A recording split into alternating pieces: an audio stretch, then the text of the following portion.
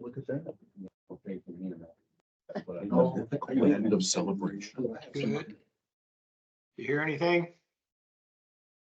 Excellent. It's about right on time by about. How are you in both places at the same time? He's good. He's really in Spain. You can take- No, I was in Paris. He was. Oh. He was in Paris. I was in Spain. Both at JFK. International. I almost wondered if you're getting on my next flight. That was the. I went straight for. Oh, no. All right. John, while we're doing this, do you want to kick us off? Yeah, it's kickoff time. And now it's time for kickoff. Oh, hi, everybody. Welcome to the finishing up some old business from the good old days back before this board. We got to get us a playground. That's what we're here to do. We're here to get us a playground that to fix the mess that you see over there. So we're going to call this CROA board workshop from, what's the date today? The 25th of March 2024 to order. And do I have, was it properly noticed and all that stuff? It was. All right, we've been properly noticed. Would anyone like to move that we adopt our complex agenda?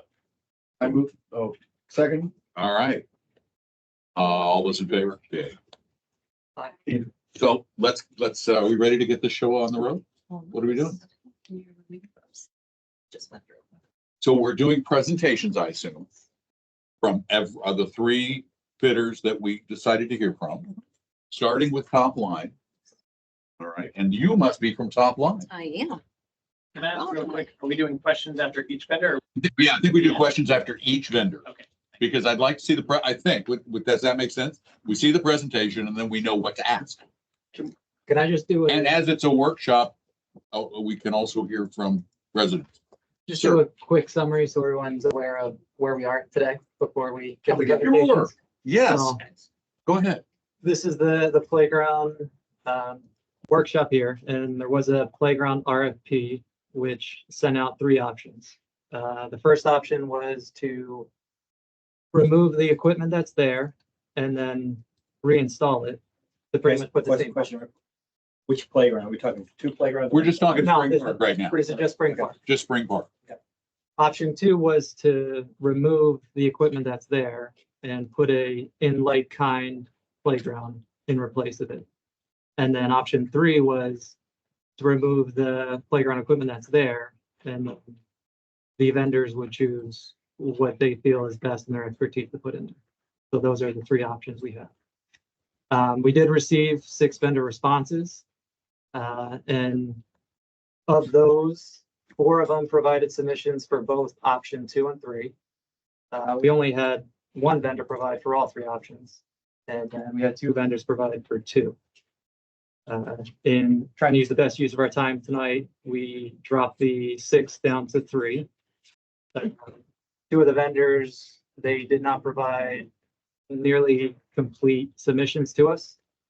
And communication wasn't that great from what I heard from Vigilant, so we excluded those 2. And then one other one, they did provide a majority of the information, but their pricing and design wasn't as competitive as the 3 we have tonight. So that's how we got to Top Line, Compin, and 360 Recreation. So hopefully we're all on the same page of I think so. how we got here. Yeah, and they're going to talk about their plans and the scope of their bids. And then we can ask questions about that as. Quick question. The equipment we're talking about that's there, is that the old equipment or the new one that never got finished? The new that never got finished. Option one is basically using the existing. Can we set, so what is the, I guess, for Vigilant 2, what is our timeline for, I guess, how long are we giving vendors to give their proposal? 10 minutes? 10-minute presentation, 10-minute. All right, so you'll keep time? Perfect, okay. And then one question for the board real quick is, since we only received 1 bid on option 1, is it appropriate for use of time tonight that we only have vendors speak to option 2 and 3? I think that very I have appropriate. a question though, on that option 1 from Copen, I'm pronouncing it wrong. was that actually to reuse the current equipment, or did they submit a different design with new Those are equipment? questions that would be best utilized. Allow them to present their stuff and then you can ask follow-up questions. Then I would have them include option one. Okay, let's Okay. get started with top line. Hi, everybody. I'm Debbie Lloyd with Topline. Come on up a little closer oh, so we get you sorry. on the mic. I'm Debbie Lloyd with Topline Recreation. I'm your project consultant, and with me is Terry Perkins. He's the vice president of Topline Recreation. I apologize because I'm just hearing some of this now. I was under the assumption we were just going to be presenting option number 3, which is what I have prepared. I can talk to you a little bit about 1 and 2. For proposal number 1, we actually didn't give you any pricing because one manufacturer's equipment does not go on another company. And that was the reason we do not want to take any liability of completing, taking out the existing, installing it. So we did not propose anything for option number 3, or I'm sorry, option number 1. For option number 2, I did present with the RFI a proposal for that one. It's a layout that's very similar to what is there now. It's a playground for 5 to 12. There were swings, a 3-bay swing, and there was a climber similar to what is out there as well. But there is a package that Chad and Jeffrey both have, if anybody does want to see that and what that is.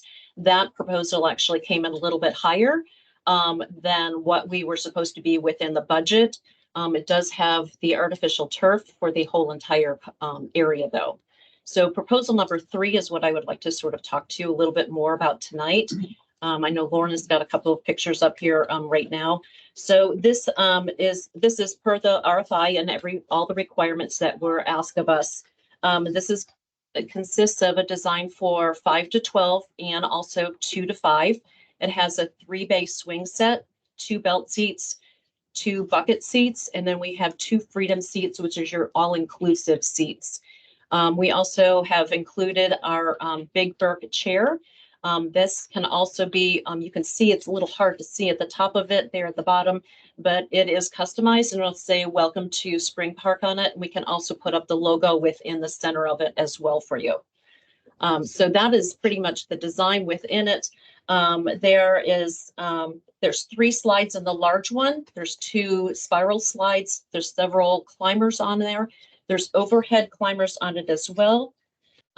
There's panels, and there's panels that will be ground level panels, and those would also be for anybody with a wheelchair, anybody inclusive for ADA.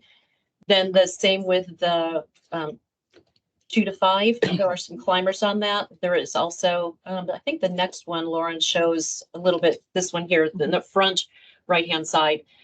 There's a slide on this one.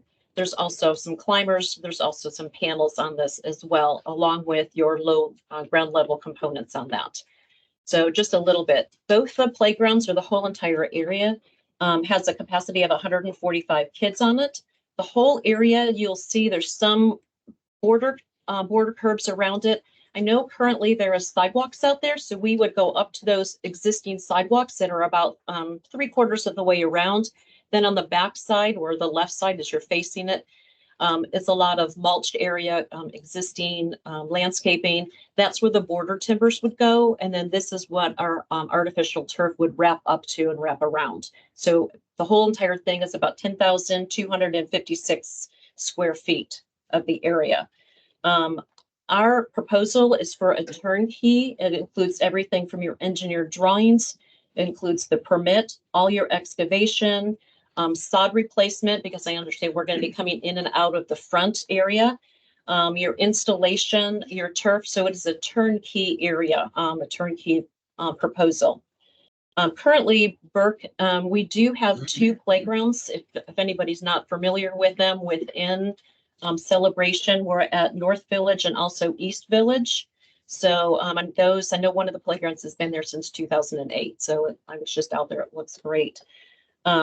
All of these are ADA, ASTM, and CPSC. So you have all of your requirements for safety, for American standards and everything like that as well. A little bit about Topline Recreation. We are a minority business certificate we have. We're a national certified Florida State minority supplier developer, and our installer is also Florida State Veterans Business Certificate. The other thing that I wanted to mention about our proposal is the installation or the removal of the playground would be free of charge to you. The Gemini Foundation, which is a nonprofit organization, is working with us. They will come in and take the playground equipment free of charge.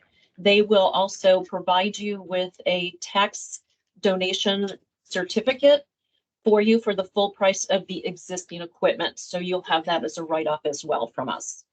Carrie's going to talk to you, I think, a little bit about our Burke and some of our warranties. And over here, we also have an example of some of our equipment. We'll show you our posts and a few things like that. And also we have a sample of our turf as well that you want to see. I did give an allowance within our proposal as well. That does have, like I said, we have all the turf in there, but we did give allowance, but that would have be a cost savings of you because our quote was just slightly over what the budgeted amount was.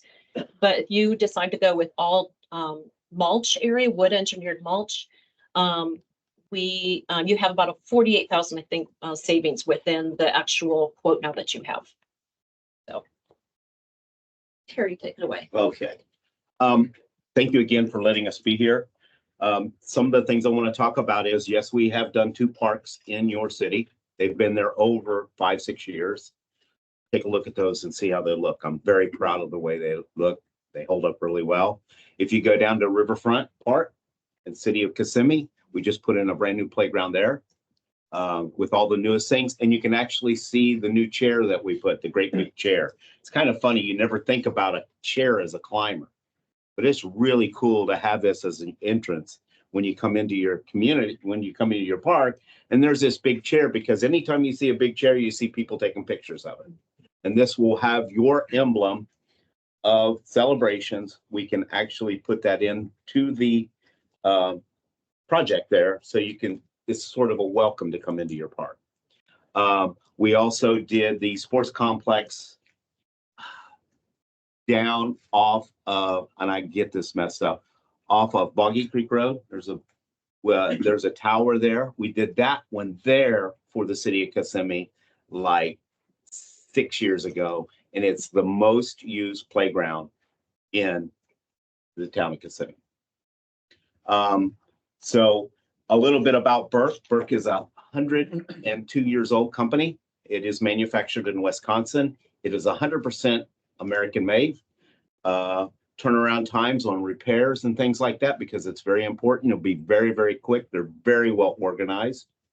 They are one of the, believe it or not, fastest growing playground manufacturers out there in the world at this time. We're not the largest yet, but we're working on it real hard. Top Line Recreation has been around. Our company has been around for 12, 13 years now. My business started years ago. I actually did a playground for another manufacturer that's not here for you guys, but that was 20 years ago. I've been in the business since I was 34. Not to tell you how old I am now. But I wanted to leave with you. This is all the information about the playground in different colors. I also, in here, just for your information, this is our personal catalog that Top Line Recreation does. We put it together. In here, you'll find playgrounds all around the state that we've done, people that you can talk to if you have any questions. We're here. We're very open about what we do. All of my installs are done by a certified general contractor who works pretty much exclusively for us. I also left another catalog in here with the Burke, and then another catalog here. This is percussion play. This is real outdoor music. If you wanted to add some of this down, it's really, really good for the seniors. It's also good for people with different types of disabilities. It gives them a lot of different things to do. You can add to it. I will say that our playground meets all the ADA requirements set up, and it states that in here for you too. Warranty. Our warranty is the best on the market. It's kind of interesting the way it works is, for instance, the slides, everybody has slides and decks and railings. Most of them come with a 15-year warranty on the decks and the slides. Well, our warranty is set up a little bit different, is in 10 years or 15 years, if that slide, who has a 15-year warranty, if that slide cracks, all right, we are going to ship you a new one for no charge, and you get a new 15-year warranty on that piece of playground. How much time I got? 30 seconds. I want to thank you all for allowing us to be here and giving you an opportunity to show you what we have. And her card's there. We have open any questions that you might have later on. For now, or now. Yeah, now'd be a good time. Now would be a good time. That'd be good. Just so thank you for presenting it. I guess a couple of questions in regards to warranty replacement and different pieces that you proposed out of here. You guys have been in the business for a while. Those sort of things, you probably know what things likely break more often or require more service. Is there anything out of what you proposed here that you would say is something that does require either additional frequent replacement or something that requires additional servicing that we would have to consider in the long term, either from parts replacement, lubrication of joints, those type things? Question. Cabling. So say there's some cabling. Cabling, this is with everybody. Yep. All right. 5 to 7 years, get a good idea, look at it. It really depends on if it's tight, if it doesn't move. If this starts moving in here, if this is really loose, or if it's getting a kink, like for some reason it sets like that, it will wear faster, and that's everybody. Generally, most of schools, because I do a lot of schools. In fact, we're really big up in Jacksonville. I do quite a bit of schools up there, and we try to limit it. But he says, in about 4 to 5 years, I have to start looking at it. Now you're talking about them having 250 kids on that every day. It frays a little bit, and you can take a lighter, they say, and light it, and it's because of the nylon. That's really on this product. We don't have a lot of spinning in here. Right. The one thing about the cable as well too is Burke has now come out with instead of just having to replace the whole entire Sorry, can you step up just a little closer to the phone? sorry, instead of having to replace the whole entire cable component, we can now replace just elements of it. So there's ways that we can get in, what the installers can get in and take just a portion of it out and just have to replace just that portion instead of having to replace the whole entire component. Got Okay. it. And so when we have a warranty claim, is that something that we would go through you for, and you would help us with servicing that? Or do we have to contract with ourselves? No, everything would come through us. Okay, let's talk about the surface, because you mentioned there was about a $50,000 savings Yes. in going with mulch versus turf. Okay. Safety, which is shown to be the safer surface, turf or mulch? And what's the maintenance with the turf? Really, there's no difference, I don't think, with or my experience, and I've been doing this for 15 years, between the turf and the mulch. Everything is very safe with your turf. There is padding underneath, and depending on the fall heights, you'll have a 1-inch pad, which we've got a copy of show here example, or there's a 2-inch pad. So depending on the deck heights at the bottom of them or around some of the climbers, you will have a 2-inch pad. Around the surfacing in the back where there is no fall zones, there is no padding at all. And then you have the actual turf that would go underneath it. You also have a drainage. So they just bought a 3-inch aggregate that would go underneath it. That would be for your drainage as well. Then you would have your padding. Then you would What have. about the turf slipping and buckling and? Nope, it does not. There is a nailer board. There's a nailer board. This goes around the perimeter of the turf, and the turf goes over, and it's tight. It's really tight. You will not see it slipping or anything like that because it's pulled, it's nailed down, stapled right against it.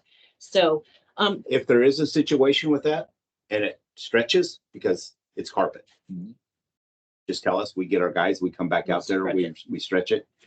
It's put in like carpet. So sometimes it might need to be stretched. and the warranty on the carpeting or the turf is, I believe it's 12 years. I'm not 12 years on this one, Yes. and it is prorated. This will be the only thing that you have a prorated warranty on it. Sure. The playgrounds, none of our warranties is prorated at all. And for the turf surface, I assume there is maintenance that we need to do with the turf. There is maintenance on it. It's typically depending on, obviously the weather, how many kids run it, things like that. It will start to deteriorate. It will start to break down on it. Sure. So it's typically every year you have to top it off. So you just call us, we come out, we do the measurements, we can see how far down it is and it's compacted, and then we come in and top it off for you. This you want to blow off. Right. Right. That's the Please. only thing you have to do is blow it off. I mean, if there's a dog on it or something like that, you can spray it down really, and there's no other maintenance to it. Yeah, they put the manufacturers of this grass, they put an anti-micro in it. It's and then there is a little bit of an infill, but for the most part, you just have to rinse it off because you never know what an animal's going to do on top of anything. So, but please come up afterwards and, after everything's done, if you want to look at everything. Both of them are ADA. Both of them are wheelchair accessible. But, one's natural, it's going to be a little cooler. One's going to be a little warmer. The synthetic is always going to be warmer because you always see it at a football game. They always have that temperature thing they put down there on the fields. And it's like that. I would recommend always wearing shoes. Shoes are important. Protect your feet because it will get warm in the summertime and it doesn't matter whose product this is. But you do have a lot of coverage, a lot of trees out Yeah, there too. beautiful So there. it's, In the existing proposal, sorry, Charles, maybe you're going to jump in, but in the existing proposal that you have here, this does take into account there's a large tree in that area, so you are able to work around that existing. yes, I believe it all laid out around that. That's sometimes where you see some of the curves. Where it dips in, So yeah. yes. So can you walk through the relationship between Burke and Topline? I'm just trying to understand, is that like your exclusive supplier? What is? We that? are the exclusive dealer for them in the state of Florida. We are the exclusive dealer of the state of Florida for BCI Burke. We have been for the last 7 years. They are talking to us about expanding into other states right now. We have 7 outside salespeople now in the state of Florida. I have 15 different crews for installs. Are they? Their Topline employee? No, Yeah. it's impossible to have a general have them employed because we work in the Keys and we work in Panama City, and to have crews travel from everywhere is virtually impossible. In fact, you will find nobody in the playground business that, even if they have their general contractor's license, that is they're going to hire somebody else to do it. Now, everybody I use, it's all part of it. They have to be NIPSI certified. They are Burke certified playground installers. In fact, they are just going up there. They just got back another set, like 5 different people we sent up there because we have all these different people, and they are all can be what we call the work on schools. The Jessica Longsford, we meet all that requirement, so we don't have any of those problems that, because we do so much schoolwork. So board, you have about 2 minutes and 30 seconds left. I've got a lot of questions. Yeah. We may have to. Okay, that's fine. Yeah, questions we can extend. Yeah, so these are subcontractors to you, or is our contract with you? How is? They work for us. They're a subcontractor to you? Yes. Correct. Okay. Mhm. Have they been identified in your proposal? This one here, we did not, Oh, yeah. it might say it on there. It's BuildWorks. BuildWorks. Yes. And they're out of Winter Garden. Okay. We have to have them centrally located. I tried that, sending installers all over the state. Nobody likes to be it's novelty at first, but the bottom line is you're going to lose your employees. That's why I use people that live down in Miami. We can't afford to send people down there to work all the time. It's not cost efficient. The turf, is that a Burke product or is that a different It's manufacturer? a different manufacturer. Who is that? Play Hard, called Play Hard Turf. And they have distribution centers all over, but their closest, I believe, at this point is Tampa. So they'd be bringing. And would it be the same contractor that is on the playground that is on the turf? No. They have their own contractor because they know specifically how to lay everything down. They bring in the The aggregate, they bring in the nailer boards. They know exactly how to lay everything down underneath the different heights and the different levels and how to level everything out. So everything is one solid surface. There's no bumps, there's no, because you want everything to be, you don't want any trip zones as the kids are running Yeah. through, so. Here, to answer your question a little bit better, okay, playground installers, they install playgrounds. Okay, and that's what they do all the time. People that do the surfacing, they do that not only just for playgrounds, they do it for golf, putt-putt courses and, No, I understand that. I'm trying to figure out how many different subcontractors we have here because I don't know if that's been identified. oh, three counting the person taking the equipment away. Third one. The person would be the Gemini Foundation, who would be coming in and taking the The equipment demo away. people. The demo people. You, at the beginning, you mentioned that about budget. What was the budget that you were given? 250,000, Option 3? same. Okay. That was for 2 and 3. Okay. My last question was, our contract requires either bond or liquidated damages. Are you aware of that? Not the bond. Not the bond. Okay. There was no bond in the. We the can do that. RFI was no bond. Yes, we could. We can't. Now, Okay. I will tell you, we show you what the bond cost us. Yep, that's fine. You know, we can do that if you need it, because I can truly understand what you went through on this one. But you can rest assured, we've already done 2 of your parks. Those are all my questions. Any other questions? No, it wasn't. Well, Charles asked some of them too. Yeah. I have one question. We had a problem at the playground with that big cement area. Is what they're going to do part of taking that cement away? Remember the slab that's kind of left over in the middle? Oh, yes, absolutely. We're excavating everything out. Everything. Everything. Okay, thank you. So going back to you were told through the RFI process that there was a budget and that was Yes. through Vision, that was you? So I think we did not set a budget on purpose because we discussed it. I think it's kind of following when they first did the first round Okay. before we got in. Got it. Okay. Because we decided not to state that exactly. Okay, I'm just curious how that got socialized. I think it just Well, kind can of, we still explore that more? Because I would like to know where this $250,000 came from. Yeah, because that was not a board decision. Who told you that? Can I just ask you that? This is not accusatory. at any You know, I've been out way. here so many times. I don't know if it was Jeffrey or Chad, but I've talked with both of them and met with them, both of them several times. So I couldn't say, but it was through our conversations. And I thought it was within the RFI, so I apologize for that. No, no, No, no. no, no, it's not you. No, we're just Not trying at to all. move. Pull the thread. This has just gone through so many iterations and- Right. So- and guidelines. So can we go back to the Gemini removal? So is there a hold harmless associated with that? So if there's any liability with Yes. the, okay, perfect, okay. That's it. So I guess back to the budget question, I guess I was looking at the catalog with the Nucleus, Aspire and Evolution Playgrounds. Is that, Yes. is that a higher tier pricing that didn't fit into the budget that you guys didn't use that for? Yes, it is. It's about, I want to think right off the top of my head, because I know we gave you, a discount on the playground itself right now. But with that one, it's probably going to be $100,000 more. And then you did both the, I guess, the tot lot and the playground at North Village, you said? no, the 5 to 12. The 5 to 12, I 5 to believe 12. it is. Yeah, I'm not sure the And that ages. was 2008? That they did? I think so. I think so. So as far as maintenance on that, have there been any issues? The most recent one, we had that panel break.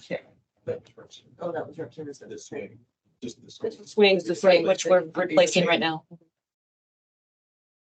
Question I just thought of. So can you walk through your project management philosophy? How do you typically interact with owners, reps, or its associations? What's typically your cadence for meetings and kind of the timeline and how you interact with kind of the different parties when this type of project? I myself am personally hands-on, so I Are you will, managing, so who's actually managing this project? it'll be myself along with the supervisor of the installation crew. Okay. So the two of us walk hand in hand. I'll probably, I'm right here in town as well. Be out here once a week or however, whenever I'm needed. And I know Chad and I have had this conversation as well. He will be here on site, every day as well. So if there's issues, I can be right here immediately to address any of those, any concerns, anything that comes up. I guess question on the design. So the swing set 3 in a row with the 3 bays. Yes. Is there any reason for that or why you wouldn't want to, and this will go for all the vendors, why you wouldn't want to pull out the top lot and maybe the younger swings to put in one section of the park away from where the bigger kids are playing? You could do that. The one thing with swings is swings takes up a lot of space. There's a lot of square footage for your use zone. You have to have 32 feet out in front and in back so that when kids run around, you have a safety for the kids to run around. So a lot of times when you put those throughout, you only have so much, space. So swings, because they do take up so much room, it's just the way that I designed it so that they would be all in a row. Now we could turn it so that the bucket seats are closer to your 2 to 5, or we could even take, a portion of off and make, a 4 bay and a 2 bay. If it's something like that, we can certainly do that for sure. I guess when you were doing your options, was there a limitation in the areas or do you have different that you were thinking of before presenting the fund option? When you say limitations, what do you mean? With the space that there's only so much where you can put certain things. Well, yes, I mean, there are limitations to the actual playground area with the sidewalk being there with, encompassing and keeping it in within the space that you have existing. There's nowhere to really build out, to expand your area.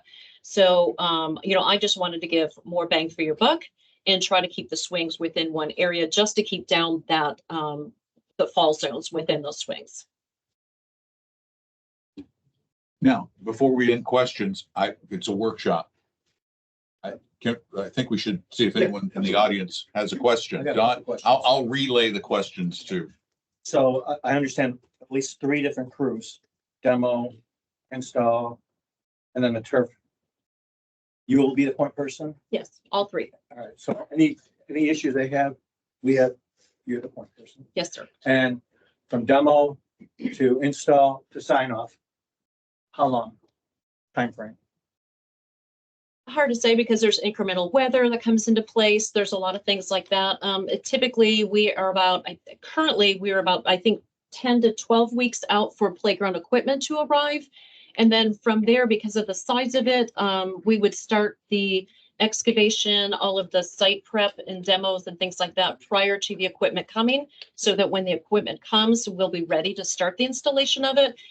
I would probably say 3 weeks, maybe. I'm not the installer, so don't quote me. I mean, this is just an estimate, but I would think probably 3 to 4 weeks on something You can like that, roughly take about $10,000 a day. Give or take.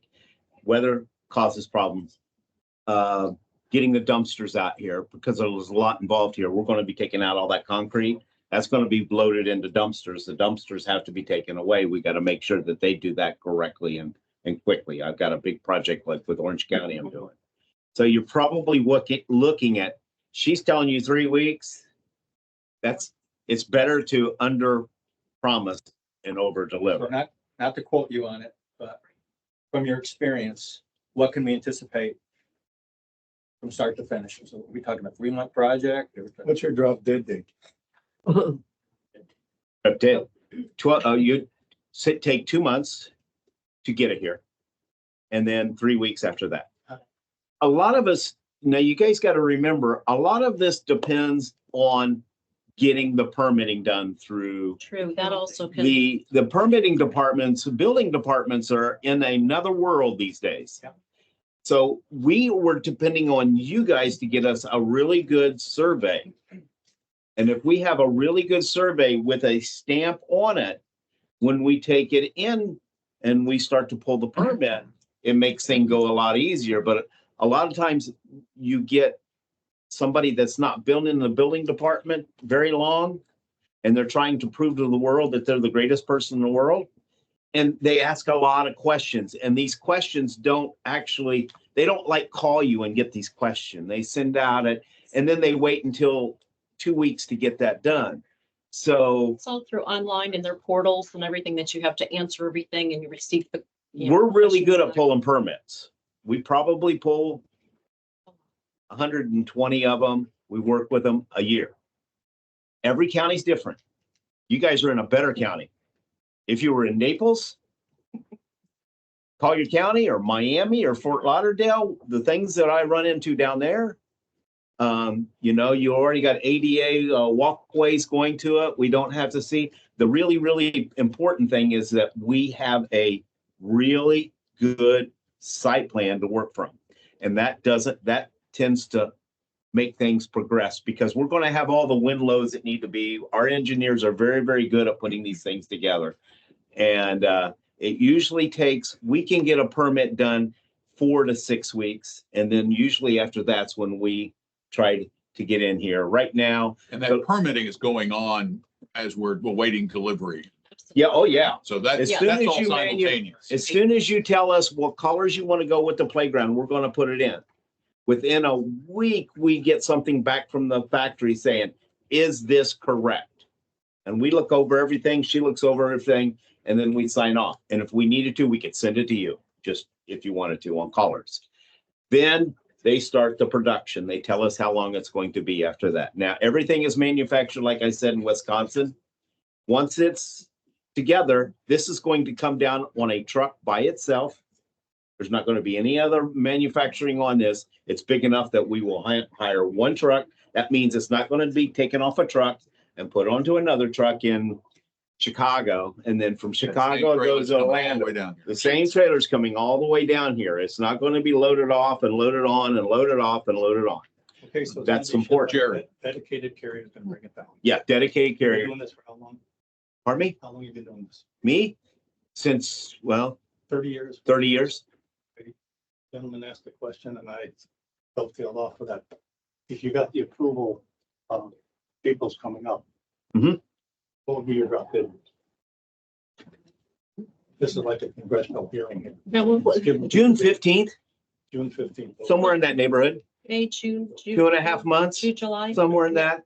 June 15th to the end of June. It depends on how much rain we get. Yeah, depending on weather. Right, so I'd say roughly, 3 months. The other thing on that concrete there, placing a lot of curb down, a lot of curbing, you're probably not familiar with that. On the Begonia Road, they've taken a lot of out of it, they would dump a lot of the time. If maybe you guys could coordinate with those folks and load that material right on the dump truck, just pay the tipping, maybe save some money. What curbing is that? Oh, you're talking about CDD's work. Yeah. Yeah. It really depends on them if they Yeah, that- will want to. That would probably be add complexity and, yeah. Jared, you had a question? I'm not, June 15th, that's great, whatever the date, we're not looking for the hard date here, but the date is a specific part of the contract, which is why the bond or the liquidated damages are there. That's the benchmark where that gets pulled. So that will be something that you will need to figure out if awarded this contract, because that's what that's based on. Mhm. Okay. My other question was, I see, you mentioned before, if we provide you a good site plan, but you have engineered drawings and calculations in your bid. So what are you expecting from us? It's a site plan.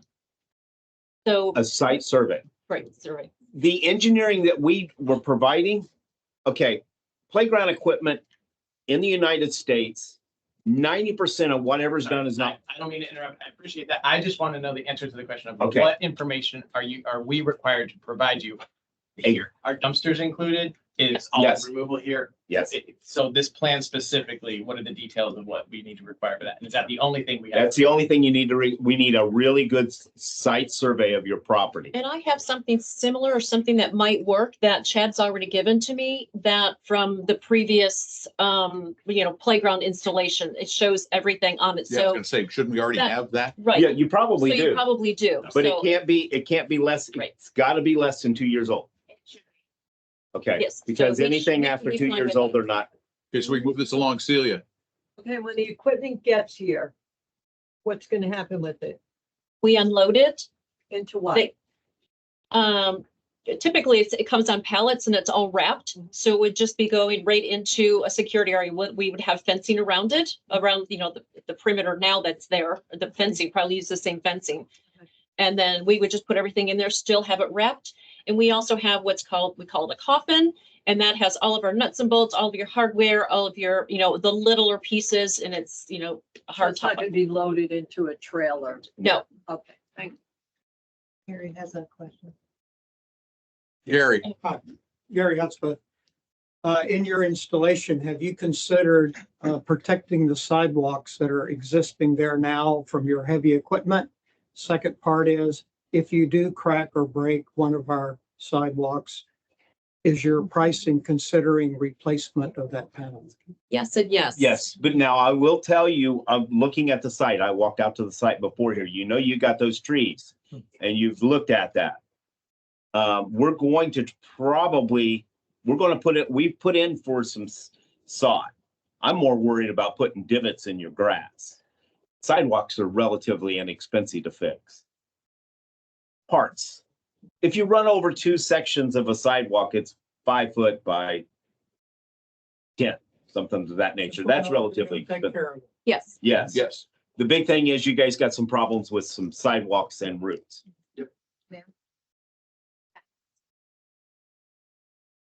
Designs in the packet that are the final designs that you guys are going to be voting on, or are they limited by the budget? Because to be honest with you, if we're expecting these to last for like 20 years, they're kind of like uninspired. So I'm wondering if they have a little bit more in the budget, they could do something that's more like a keystone type part that's going to last for 20 years, be really cool, because they seem kind of basic. And I just don't know if it's a budgetary thing or if this is like the actual design that we're using, or are we just looking for a vendor?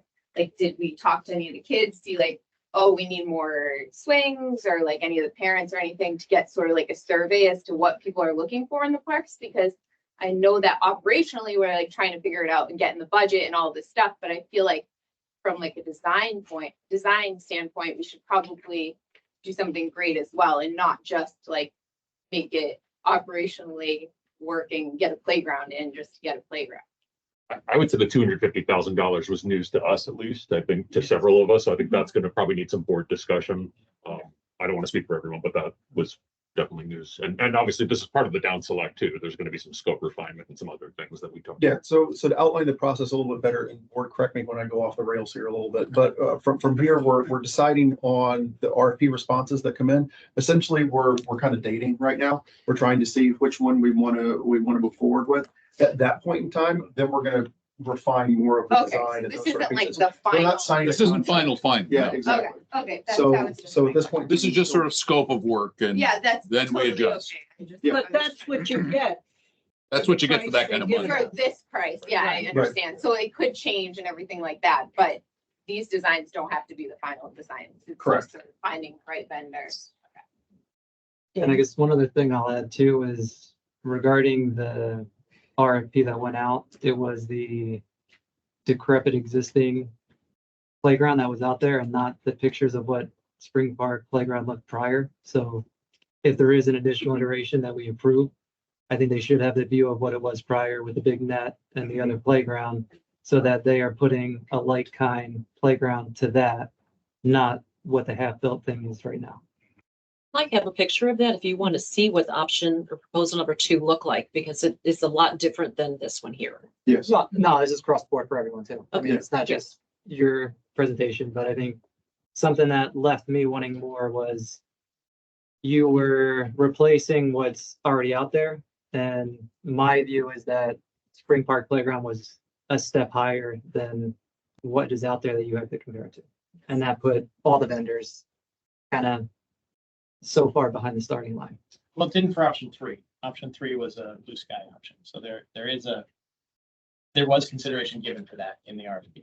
Right, but then now we're hearing about the budget, so that kind of squashed. I know, but that's different than what you were just saying. I know. Dan? Hold on. A couple questions. One is on the site plan and the map, does it have to have elevations? No, That's okay. no, most of the time not. Sometimes they'll ask. Once the park's completed, will it be flat? Has to be. Okay, 2 more things. One is the turf ADA compliant that a wheelchair can go over? It has to be. And the other one is, I know the park is ADA compliant, but if you do end up, and I understand the constrictions of the space and stuff, but if you do end up with talking about things, if you could consider, and I'll say this to the board, wheelchair compliant components, and I'm just familiar with this from having helped design a park in New York City with my wife, that was accessible. And you probably know sway boats. I think it's tough to have the swing because that becomes kind of different in an open park. But those kind of components, maybe if you do think about revamping, maybe you could think about that as well. Absolutely. Hi, Mark Kramer from Vigilant Services. Hello. I had a question. So, Don, in, the mic over to Mark. Oh, absolutely. Good idea. so the survey, and I think we'll accommodate the survey. I was just trying to see from a requirement standpoint. So for example, like in Orange County, they're not requiring a survey with stamp. They're requiring what I would say is like a very well articulated site plan that could be derived from a couple different things. Yes. So I just wanted to make sure, you know, with Anna Frazier or Izzy down at Osceola County, with whom we deal a lot. Okay. If I might just be given, if you're the down selected vendor, if I might be given a chance to just run a little bit of interference, ask the building department, hey, what would you like? Because I would like to avoid a survey, to be honest. Because If we don't find it have be to, nearly it's as helpful fine. as Be awesome. some. We could, yes. But at the same time, I didn't want to step on what you would otherwise want to have to execute a good playground, right? I'll work with you in getting that. Oh, Whatever. believe me. Yes. That's the only thing I wanted to say is that just a little bit of relationship building and a little bit of running of interference might be able to get us without having to have a $700 to $1,000 survey. Okay, any other board questions before we move on? No, I will say your presentation was excellent. And while we all seem to come with more aggressive questions, it was because a lot of this was new to us. We all learned some things here that we weren't aware of. So it was not directed at you. Thank you for your time. Thank you for going first. Yeah. We're first. We're getting. I want to leave this with you guys. It has the quote in here that we just did here. It also has our catalog in here. And something to remember when you're looking at anybody's playground equipment or anything, if the warranty's not in your catalog, be aware. Thank you. Thank you. Okay. Thank you. One more thing. Yes, sir. Can you explain the bloodhound? Oh. The bloodhound. Just to explain to them what part of your. I don't know what that means, but Okay. we're gonna find out. Bloodhound is a utility company that comes out and it's very, very thorough. They will come out and they will look for all underground utilities, lines, everything like that. So there is a cost to that. Instead of the free, there's a lot of 811 or 911, whatever it is that, you know, people can call. And basically it's a drone that goes overhead and they'll just look. So they don't really map out anything like that. But Bloodhound is very, very particular and specific of what they. In your proposal? I can't tell you right off the top of my head because I don't, I've been doing them so many. I haven't I looked can at tell it. you in a minute. Is it a Here. requirement of the scope? No. No. No. Bloodhound is a ground penetrating radar. It picks up 90% of what's underground. I can't, we would need that. No, you don't I necessarily. would say in Spring Park, why would we have utility lines? The only thing that I saw out there is you do have a water fountain, which I have worked around, but I don't know where that would, you know, the drainers. I'm just asking because I asked before is what is not included and the only thing that we identified was the survey. We don't normally do that unless we have a required, like Orange County Schools, they require it on all their jobs. I'm looking in here. I mean, if you go down, if you're excavating, how deep are you going? No, if I may, just to clarify, I think we as Vigilant Services would recommend it if we were building like near, imagine Baldwin Park. It was a former Navy base. Imagine the outskirts of Sand Lake Road, Lockheed Martin. We would require that because we want to keep you safe. In Celebration, I think we would have low cat, just general low cat be done through the municipality. But it's great to know that you offer that. It's great to know that you're safety minded to that point. And we would just take it under consideration and evaluation as an ad hoc. I put in a lot of shade structures with hewed footers and you'd be surprised what might be underground sometimes. So what's the cost? Yeah, what's the cost of that? We need that. It's a little over $1,000. Yeah. Sort of like a Harley Davidson. Everything's $1,000. It really Yes. is. Thank you so much. Thank you. Huh? Or a boat. Or a boat. Yeah. Thank you This will both. be left here for you guys. And I'm leaving this back here right now too, if you ever back later. Thank you. Thank you. Thank you. You're welcome. Thank you. All right. So are we moving on to our next vendor now? Is it pronounced Compan? Compan, yes, it is. Compan. Excellent. Hi, Thank you. Compan. Hello, how are you tonight? You've had the benefit of the variety of questions. Yes, So- yes, they're all excellent questions as well. I do feel bad. A lot of new information. You're gonna know more about playgrounds and. No, not even that. No, not that. I'd actually like to know what budget she was given. Like genuinely, I do want to know, Difference. because I would. feel like nothing. That's the question. Yeah. Well, apparently based on their numbers, not the same. Yep. Or maybe. I wondered why there was such a big difference. I was not given a budget. She was not given a budget. Thank you. Right.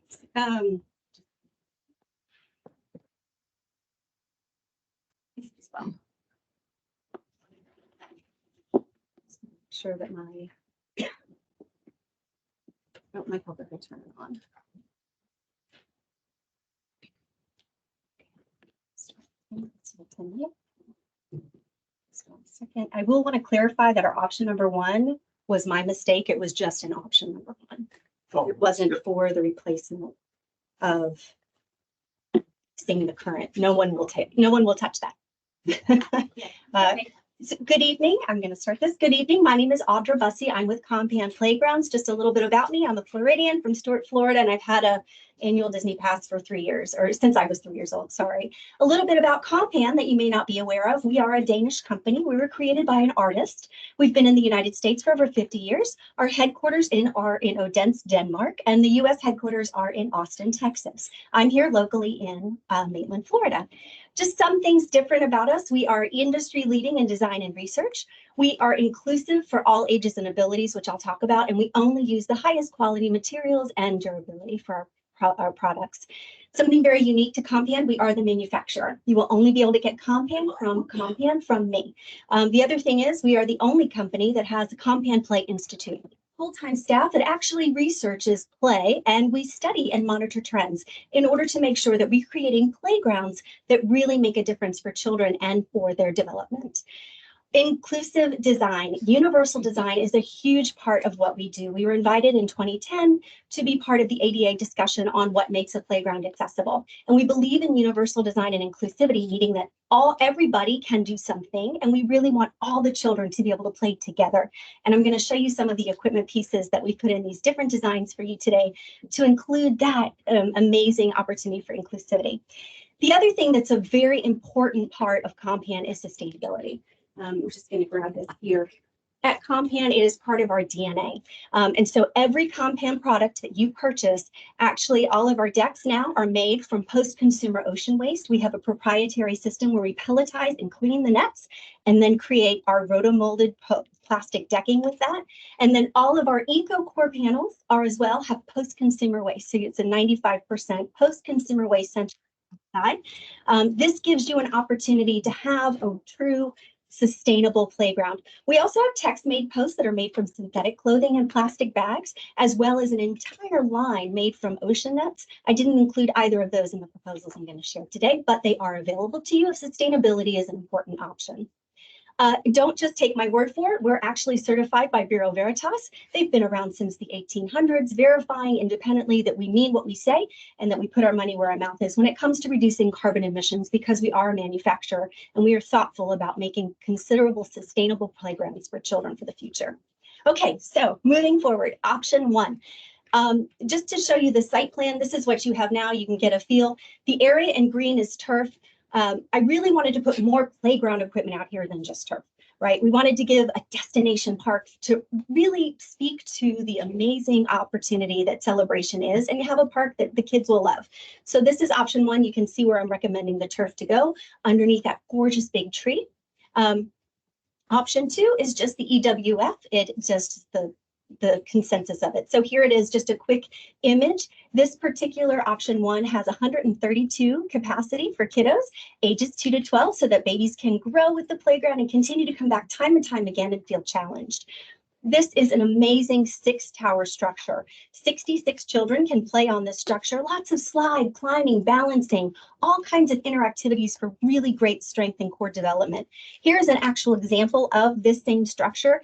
We're going to have it modified for Celebration with more slides, but you can see this out in the city of Ocoee at Tiger Minor Park. It was just installed last fall. Just another image of our playground. And if you're wondering what that great spinner is in the front, it's called our Supernova. It's a new world merry-go-round. The children love it. Spinning, swinging, climbing, really important traits to any playground. Things that I try to replicate as a mom in the playground that I don't want them doing inside my house. So therefore, this is what we try to do. Also, we did a 4-bay swing. I, again, wanted to use the best base here because I feel like swings take up so much room. So we did a 4-bay swing, and we've got a tippy spinner with brace. The tippy spinner with brace is actually designed specifically as an ADA piece. So children in a wheelchair can easily transfer into that. I have testing videos that I can share with you to prove how we've really thought forward about making sure that these playground pieces meet the needs. The duo swings, really important on this piece, right? Having children and caregivers face to face, really exciting swinging. And of course, the big favorite, the basket swing. The reason that we incorporate this basket swing really is for inclusivity. I'm sorry I'm going fast, but I have a lot to get through.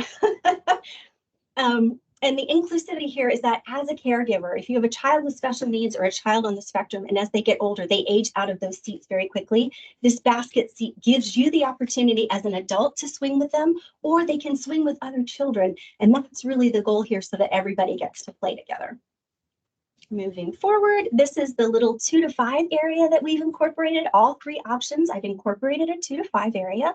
Lots of fun, lots of different elements. Here's an example of a real world piece that goes in. They're just fantastic and beautiful. Lots of play opportunity, and you'll notice there's lots of interactivity underneath as well. So if anybody wants to play but needs to kind of pull themselves out of the moment, they have that chance to do that.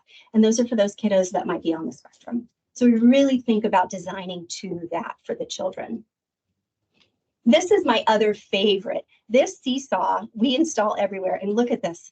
Look how many kiddos are on that seesaw, right? We can really play together and have so much fun. It rocks back and forth. It's just an opportunity for lots of play. So that's option number 1. And again, just another view of that big bay as you're looking at it.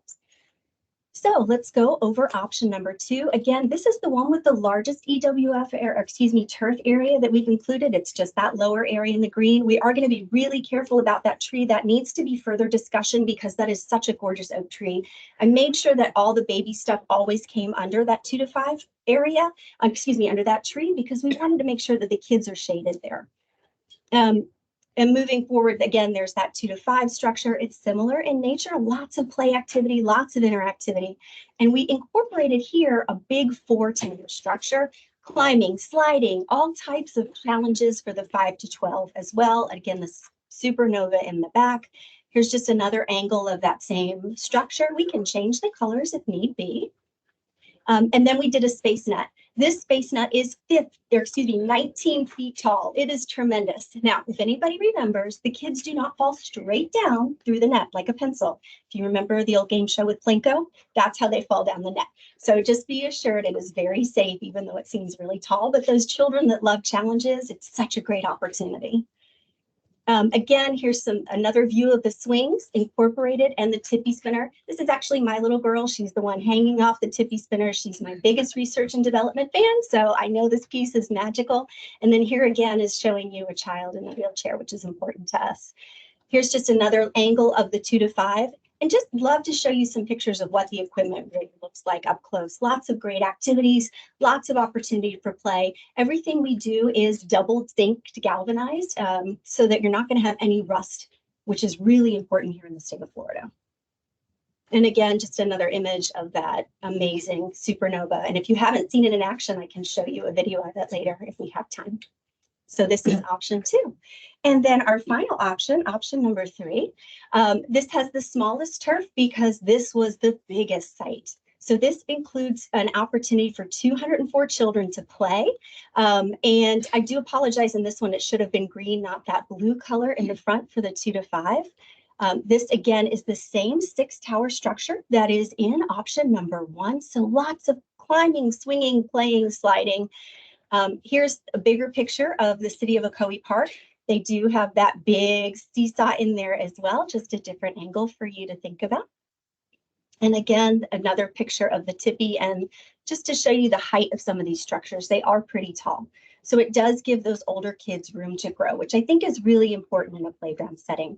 And this is the coup d'etat. If you have boys or girls in your neighborhood and or in your family, Ninja Warrior is the thing, right? They love Flora's Lava.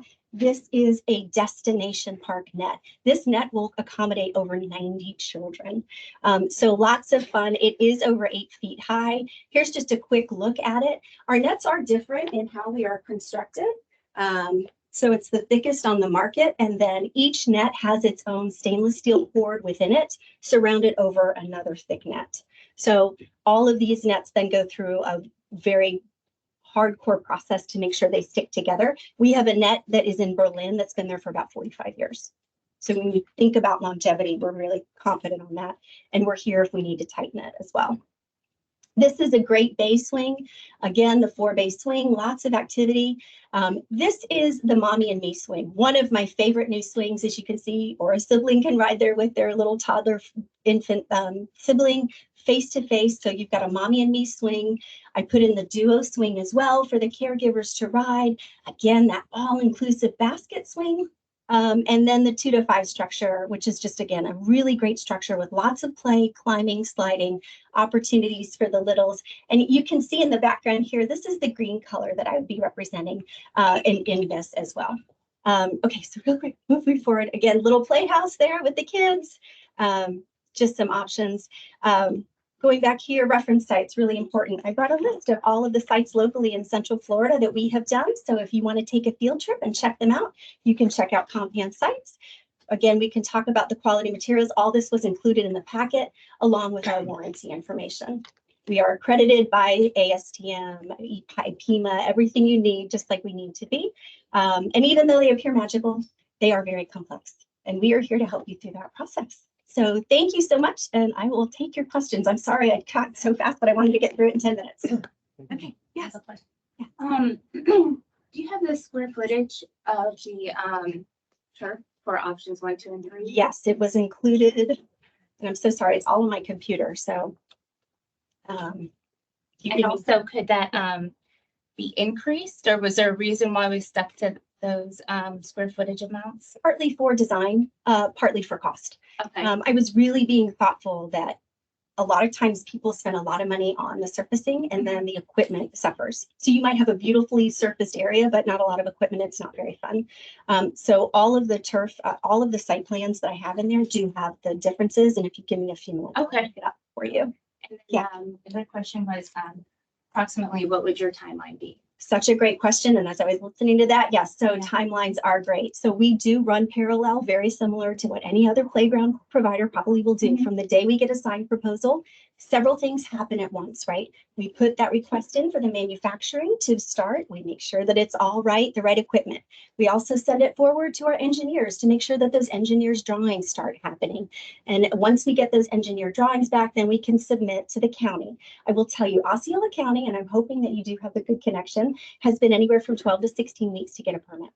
But going back to your initial, we have provided construction documents within our proposals, and it's going to be about 210 days from the day we receive a signed sales proposal. So if you were to say April 1st was that first date, we're looking at the end of October. We were told there wasn't a bond that was going to be needed, but I'm happy to add that in as well. And it's 2% of the total cost of the proposal.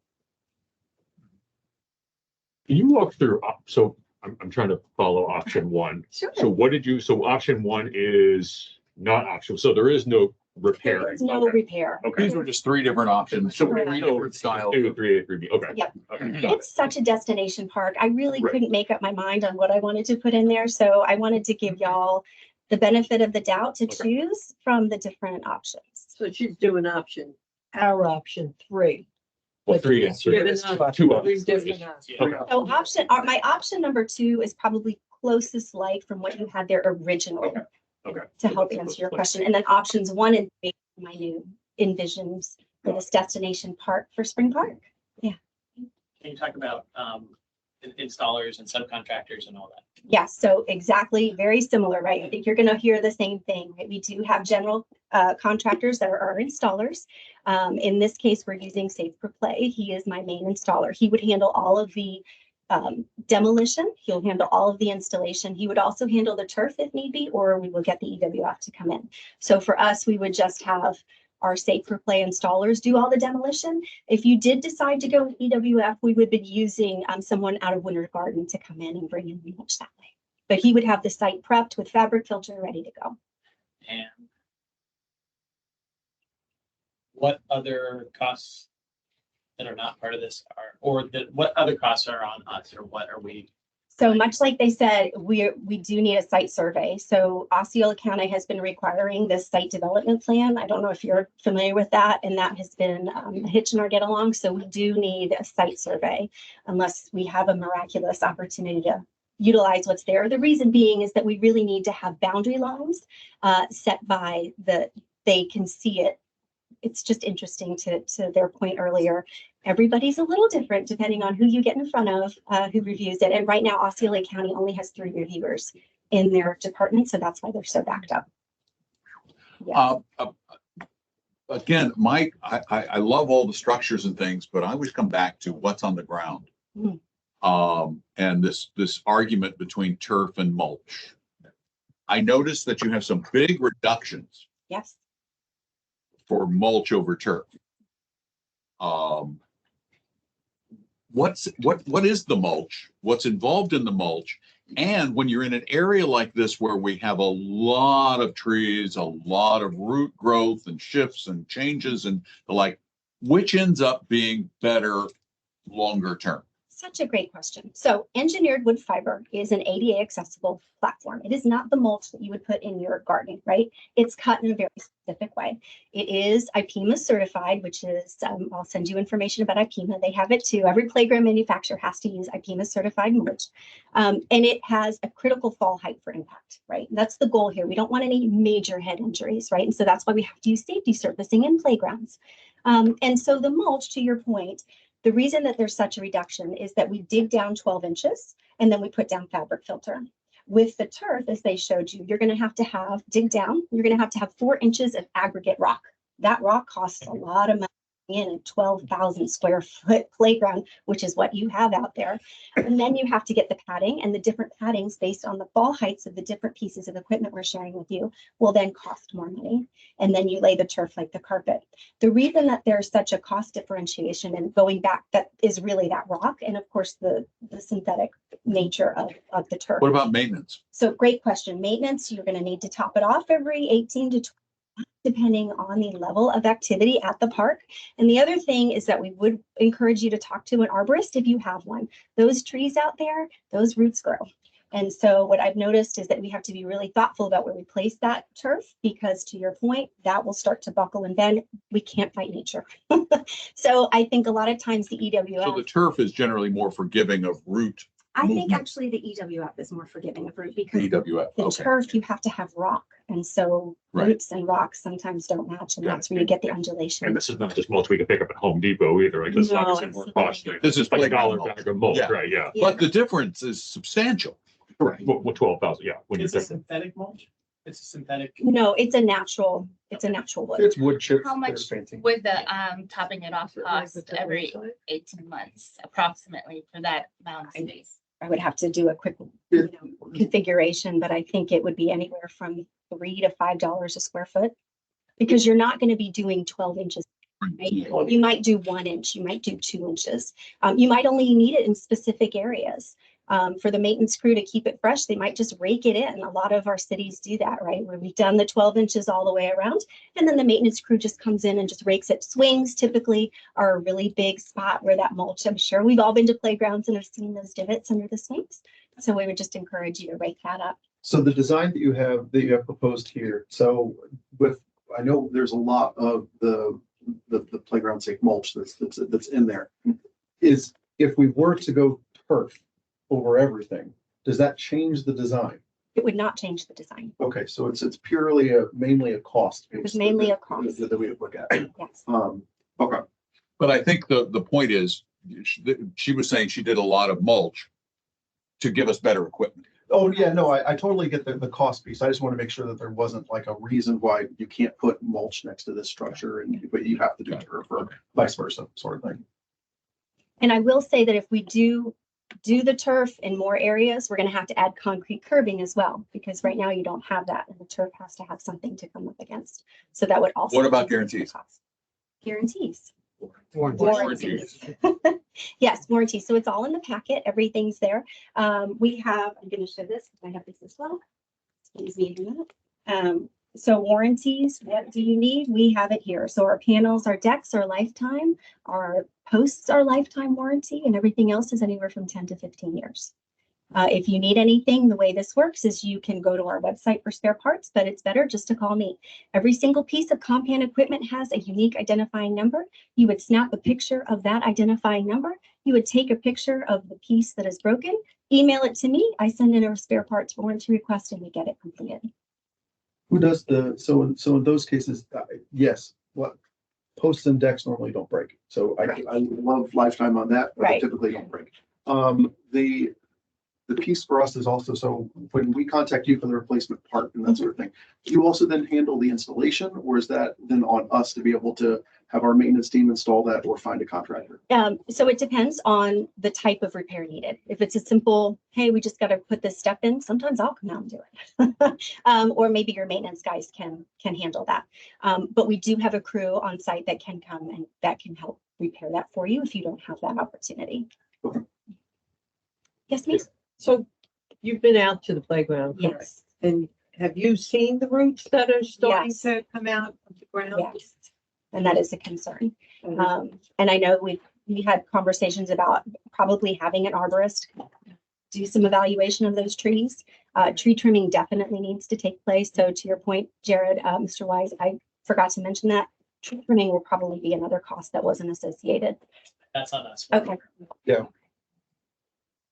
This question regarding the tippy spinner, Yes. how often does it break? Is it That's- similar to like a rocker? You No, know, it's not. It actually spins, and there are no governors on it, so it will spin for a full 2 minutes undisturbed. Everything that we have is self-contained bearings. We only use German class metal grade engineering, and it's all self-lubricated and self-contained. So there's no possibility for rust to get in there and to break it. So where does the equipment come from? The equipment comes from Denmark, and we actually manufacture in Brno, Czech Republic. Another question regarding the netting. I know you said 45 years for Berlin, but Yes. that's a very different climate than what we have here in Florida. So for playgrounds in Florida, how long is that netting lasting? We have had playgrounds installed with the nets for at least 15 to 20 years without any trouble. I will tell you, I don't do red. Red fades very quickly in the Florida sun. So we try to stay away from the color, but the tension and the tensile strength on it stays for indefinitely for years. And of course, proper maintenance also is important, right? This isn't just to set it and forget it as much as we'd love to. It's still a playground that would require just yearly maintenance. I would recommend that for anybody getting any playground. And then one concern I had with all three of these that you presented is this seems to be geared toward younger children as far as say the 2 to 8 range versus the 8 to 12. And looking on your website, I saw there's, I think the Elements is your base one, but then you have Giant as the next one. Is there anything in between those two? Or do you have to go to the Giant to then get to those bigger obstacles and things? No, so actually the 6th tower that you have there is the 5 to 12. So in playground world, typically equipment is broken into 3 areas, right? The 0 to 6 months or 0 to 2, 2 to 5, and 5 to 12. So that's how everyone's going to maintain and monitor their equipment in those different age categories. The 6 towers that I've shown into options 1 and options 3 actually is quite challenging for the 5 to 12 set. There's a plank bridge on there that's only 4 inches high. It's got a fall height of 9 feet. There's definitely more. It's really hard to tell. I'd encourage you to go see Tiger Minor Park to really get an understanding of how dynamic That and the incredible net thing. So they've got both 2 and 3 had the huge net options, which are 5 to 12. Right, that's the net. I was looking at more of the playground structures. Yeah. As Yeah. far as slides and monkey bars and all That's things the there net that that kids can used play to with. be like over there. That net that you had. Yeah, that's a lot like the one that Yeah, was there. I'll caution the board in my opinion on this. I'm really struggling with comparing vendors based on designs because we're comparing a $500,000 design to a Yeah, $200,000 with 200 signs. So I'm struggling there. Just putting it out there on my thoughts. Questions? I What, have a quick see it. Because I'm fixated on the roots, I'm sorry. So I know the turf gets stretched like you're gonna do carpeting. So now the roots decide I'm gonna play peekaboo, that turf has to be cut. What happens to all the rest of it that's stretched? Does a big area have to be replaced? It would really depend on circumstances at the time of how much that tree grows and what it looks like. And if it needs full replacement or if it can just be patched and seamed. Because we had that problem down East Lawn. We don't want to face that problem again with the brand new playground, spending all this money. And then the roots are gonna appear and all that turf is gonna get. That's why I'm a big advocate of mulch. Thank you so much. You got a question? Yes, so project management. Yes. You're the project manager? No. Who's the project Yes, manager? for thank this? you for asking that question. So at Compan, I would be here full-time to help you in any shape or form. We actually have a project manager that lives in Orlando. Her name is Amy. So she would help you with creating that process. So our process is we get that signed sales proposal. Our team puts it into manufacturing. Our ESA team, which is the installation sales and aftermarket, goes to work. And she and I work hand in hand. We make sure that the 2D is right. We make sure that the proposal's right. We make sure that we get the contacts, whoever it may be from Vigilant Services or from Celebration. And we start to have that dialogue immediately. Congratulations on your new playground. Here are all of your Compan contacts, Amy Harns, myself. And then we begin the process of saying at this point, during the manufacturing process, there's not really a need to have a site meeting. But at that point, then we would do either weekly or bi-weekly site meetings based on the size of the project. Okay, and is there an opportunity to interview the project manager before and potentially if there's just to get kind of the understanding of their experience with comparable projects and potentially, okay, so they're okay, perfect. This is being manufactured Czech Republic. It's being put in a container and being shipped over. What's the freight time typically on that? Great question. So our typical lead time is anywhere from 11 to 13 weeks. That includes shipping, and it ships to the Port of Houston. It is then put on a truck to our Austin warehouse. We will hold that equipment in your special designed area with all of the equipment secure until we get that approved permit. We will not start any type of construction until the permit is in hand. That includes demolition? Correct. That is correct. We have, with all of our proposals, we included, it's anywhere about 205 to 210 days from the day we receive a signed sales proposal. That includes manufacturing, shipping, and permit. We're guesstimating 70 business days on the permit. If we have some good contacts, we'll be happy to take them. But again, that permitting is the one piece that really puts a challenge in it. The other challenge, I'll be honest, we have to have a hurricane plan. You are going to be installing during the middle of hurricane season. And so weather is a big component. So when talking about that bond and a drop dead date, which I appreciate because you guys have gone through, my goodness gracious, a really challenging time with this playground. It's been an educational experience. I can only imagine. We would want to be very open in communication. And so that's really a big thing with us is that we are constantly in communication, even if it's a weekly meeting with Chad or Jeffrey, of this is where we are, this is the process, all still good. And if we have rain delays, Amy's going to let you know immediately, hey, our crew can't be there. And then for hurricane, how do we strap down things if we are in the middle of construction? So we do come up with hurricane plans as well. Very thorough in those type of things. One more quick question. The 54,984 for existing conditions, is that for the removal of the equipment that's there? Yes, removal of equipment and all that surfacing. So you have a very challenging site. You have several different underlayers. You've got dirt, you've got weeds, you've got old equipment with footers, goodness knows how deep or how big. You've also got concrete slab. You've got at least 4 inches of aggregate. You've got old pip. And so, yes, that incorporates getting all of that out of there, getting it to the grade that it needs to be, clearing it, getting it ready for installation. One more question, Yeah. going back to what you said about the original option one, your quote was no one would touch that. I Yes. think was your verbatim. Can you just expand on that specifically? What specifically prevented you from quoting on option one aside from the LIGO? Was there anything particular conditions or? Well, we are the manufacturer of Compan equipment. So we will not, for Compan especially, Yep. and quite frankly, most companies, most playground companies will not touch another playground company's equipment based on liability. We just don't have the right tools. We don't have the right parts. And it has been sitting there for 2 years and it was constructed incorrectly. So it creates a very difficult situation, unfortunately. Sir. So, hello. Hi. If there's the mulch in an area, that doesn't seem like it would be a wheelchair accessible area. I'm gonna put a wheelchair over that mulch. So believe it or not, mulch is ADA accessible. It is considered an ADA accessible pathway. The mulch is compacted, so it's firm. It's not loose and spongy. So you can push a wheelchair over the top of it. I don't know if anyone ever has. Has anyone done that over the mulch type thing? I've Yeah, it done a sucks. twin stroller at Lakeside. Is that? Well, like, typically a what- wheelchair could be, with a person in it, could be 150 pounds, Yeah. right? So I don't know. I think it's doable. Like I get it. It's doable, but I think that the turf is easier to be able to do. So it's one of those things. So, Especially if you're having bad equipment. right.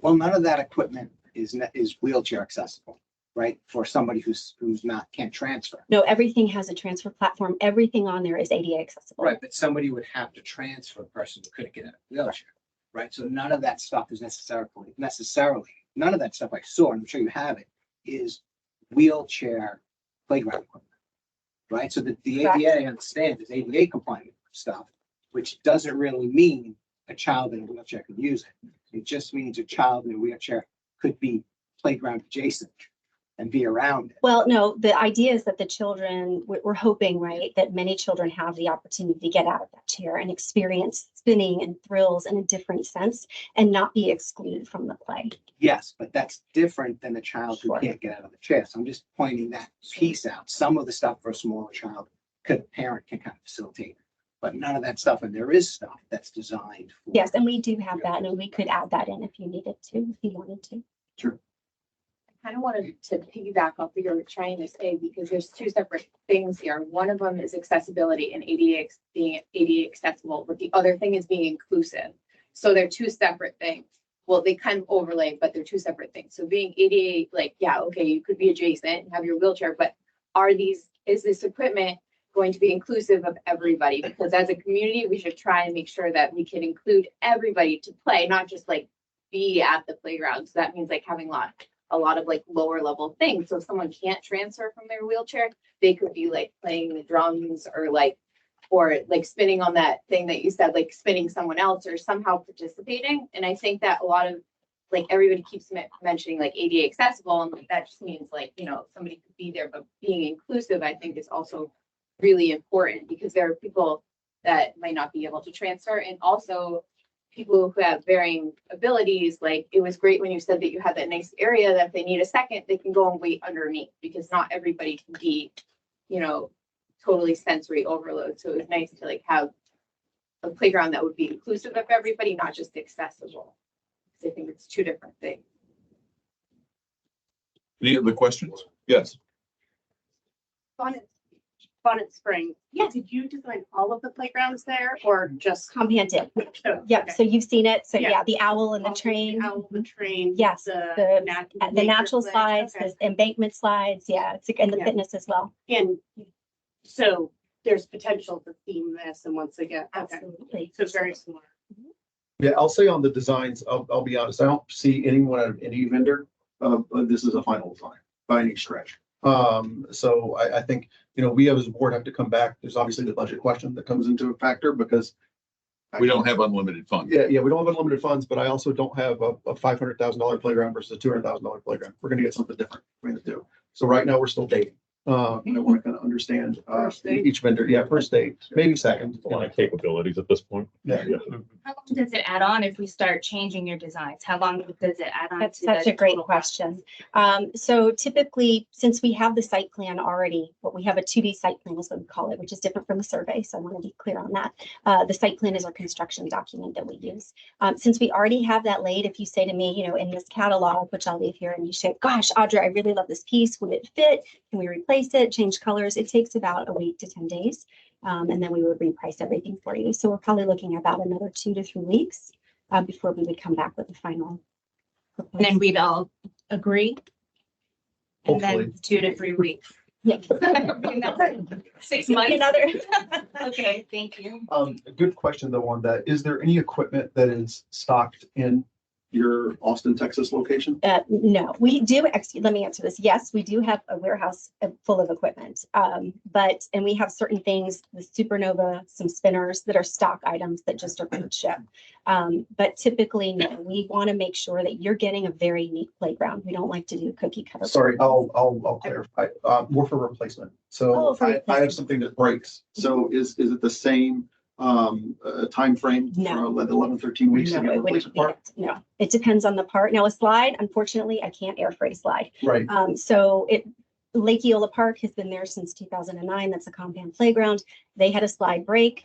I was able to replace that. It did take about 10 weeks because it had to come over on freight. Sure. But other parts I can have to you within a matter of weeks. Gary? Gary, does your proposal include protection of our existing sidewalks in the playground? And if during your installation you break one, does that pricing include replacement of that panel? Yeah, thank you, Gary, for that question. Yes, so what we typically do is we lay down boards on top of that sidewalk. The sidewalk's relatively strong, so we make sure not to replace that. We do have a sod allowance in there as well, because that's what we're more concerned about, just like the other team was, with that being damaged. But yes, of course, we would leave the site in pristine condition. Now, we will do a walkthrough, and if the sidewalk is damaged before our installation, we will note that. Celia. I have a question for the lady in the audience about Bonnie Creek. Yep. Is it turf or mulch there? It's actually all varieties. So they've installed something that is, I know most kids in this town will drive, their parents will drive an hour and then hour and a half to come back here. So it is exceptional. Like if you really did, if that is everything you put in, it is a natural playground. They have a construction site specific. They have an art piece, which is the owl. We have a train too. Yep, and a train. It's in Lakeland. Yeah, it is a destination and it is. But it has mulch and turf. Yeah, and sand and cement. Are there a lot of trees around it, like big oak trees? It's a nature. It's a huge preserve. It's probably, 30, 40, 50 acres that the city of Lakeland and Publix bequeathed back to the city of So we Lakeland. don't even have any. It's not even. But the netting, so the netting and some of the obstacle courses are over a softer turf, not the turf that you would expect. No, it's still turf. Okay, It's still. but it's not like a golf course, like it's not what you're thinking. Oh. It's a high quality turf. The playground turf is really nice. Yeah, most playground turf is lovely. Not Okay, some of just- what. Just out of abject curiosity, though, how much, I'm just looking at the playground. How much did that playground cost? Oh, well, it was privately funded. Yeah, but it was private. probably in the seven. It was in the seven figures. Yeah. But it's a lot bigger. But it's probably, it's bigger than all of our playgrounds in Celebration combined. It's like a probably playground double amusement size. park. Probably bigger than Celebration. Like, it was- it is very accessible. It's gorgeous. It is, it's just a, Raising twos. With the scale, scale that down to for something Yeah. here, that's, I think, something definitely. And I feel like if you go to the parents of the community and you ask them, what do you want? They're gonna want a playground that's like forward looking, that looks. Yeah, but then they say, do you want to pay for that? And they go, no. yeah. Well, I feel I like can tell you that having my daughter have nothing when we live around the corner, that it has been more painful. Oh, I guarantee, I agree and- that the fact that we have nothing is awful. Lawn that you can burn yourself on and or Yeah. trip over. We're working on things, that. or, Working on all kinds of like, things. it's just. Any other board questions? Thank you. Thank you all so much for your time. I appreciate it. Oh, one more Yeah. question? I just had one quick comment on the turf versus the mulch. One thing, especially at Spring Park, and all the parks for that matter, we don't have much seating for adults or anything else. And one thing that definitely occurred with Spring Park when it did exist, and my son and all the other families were playing here, is a lot of families just sit on the ground, and that works well on the turf, but I don't think anybody's gonna sit on mulch. And so I do like the combination of definitely having both. I appreciate the planning she did of having that obviously where younger kids are, with that makes complete sense. But there does need to be consideration for that. There's areas where people just, families just sit and kids sit and play and that way. Quite a bit. So at least what happened in Boston does happen, but the other parts we do have, that's true. Thank you very much. Thank you. And I'm gonna leave a list so that y'all, if you decide to take a field trip, there's Bonnet Springs is at the top. All the addresses are listed on this as well. So thank you so much. All right, moving on. Sit up here. Then we have 360 as our, oh, wait, we have Eric leaving. You need a I moment? drank too much Panera. Oh, did you get the big? Oh, yeah, you got the big gulp. All right, we'll wait for Eric while 360 gets set up. Are they here? He left. Well, that took longer than we thought. No, seriously, there's someone here. Yeah, he said they're out there. Oh, there we go.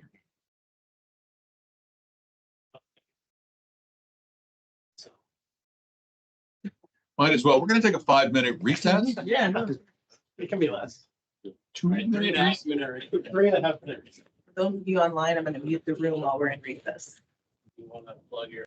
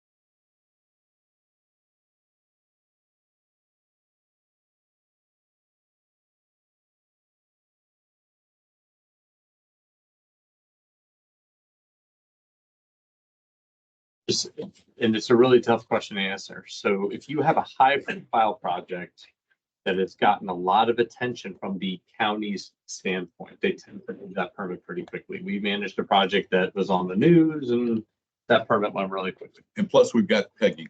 We can get, I know we can get Peggy to push things. But it is that too. I mean, we would want to be the squeaky wheel as we most often are in our capacity. We would talk to our relationships. We would talk about, it's the fidelity in that makes it easier to get out. So if you do have really high fidelity permit ready documents going in, the chances of it moving through are better. The chances are even better if they've recently approved through that same vendor a very similar thing because they know what to expect. But just know that we have to get into it and talk about where they are and who's down because they only have the 3. And if one is down with a sick child.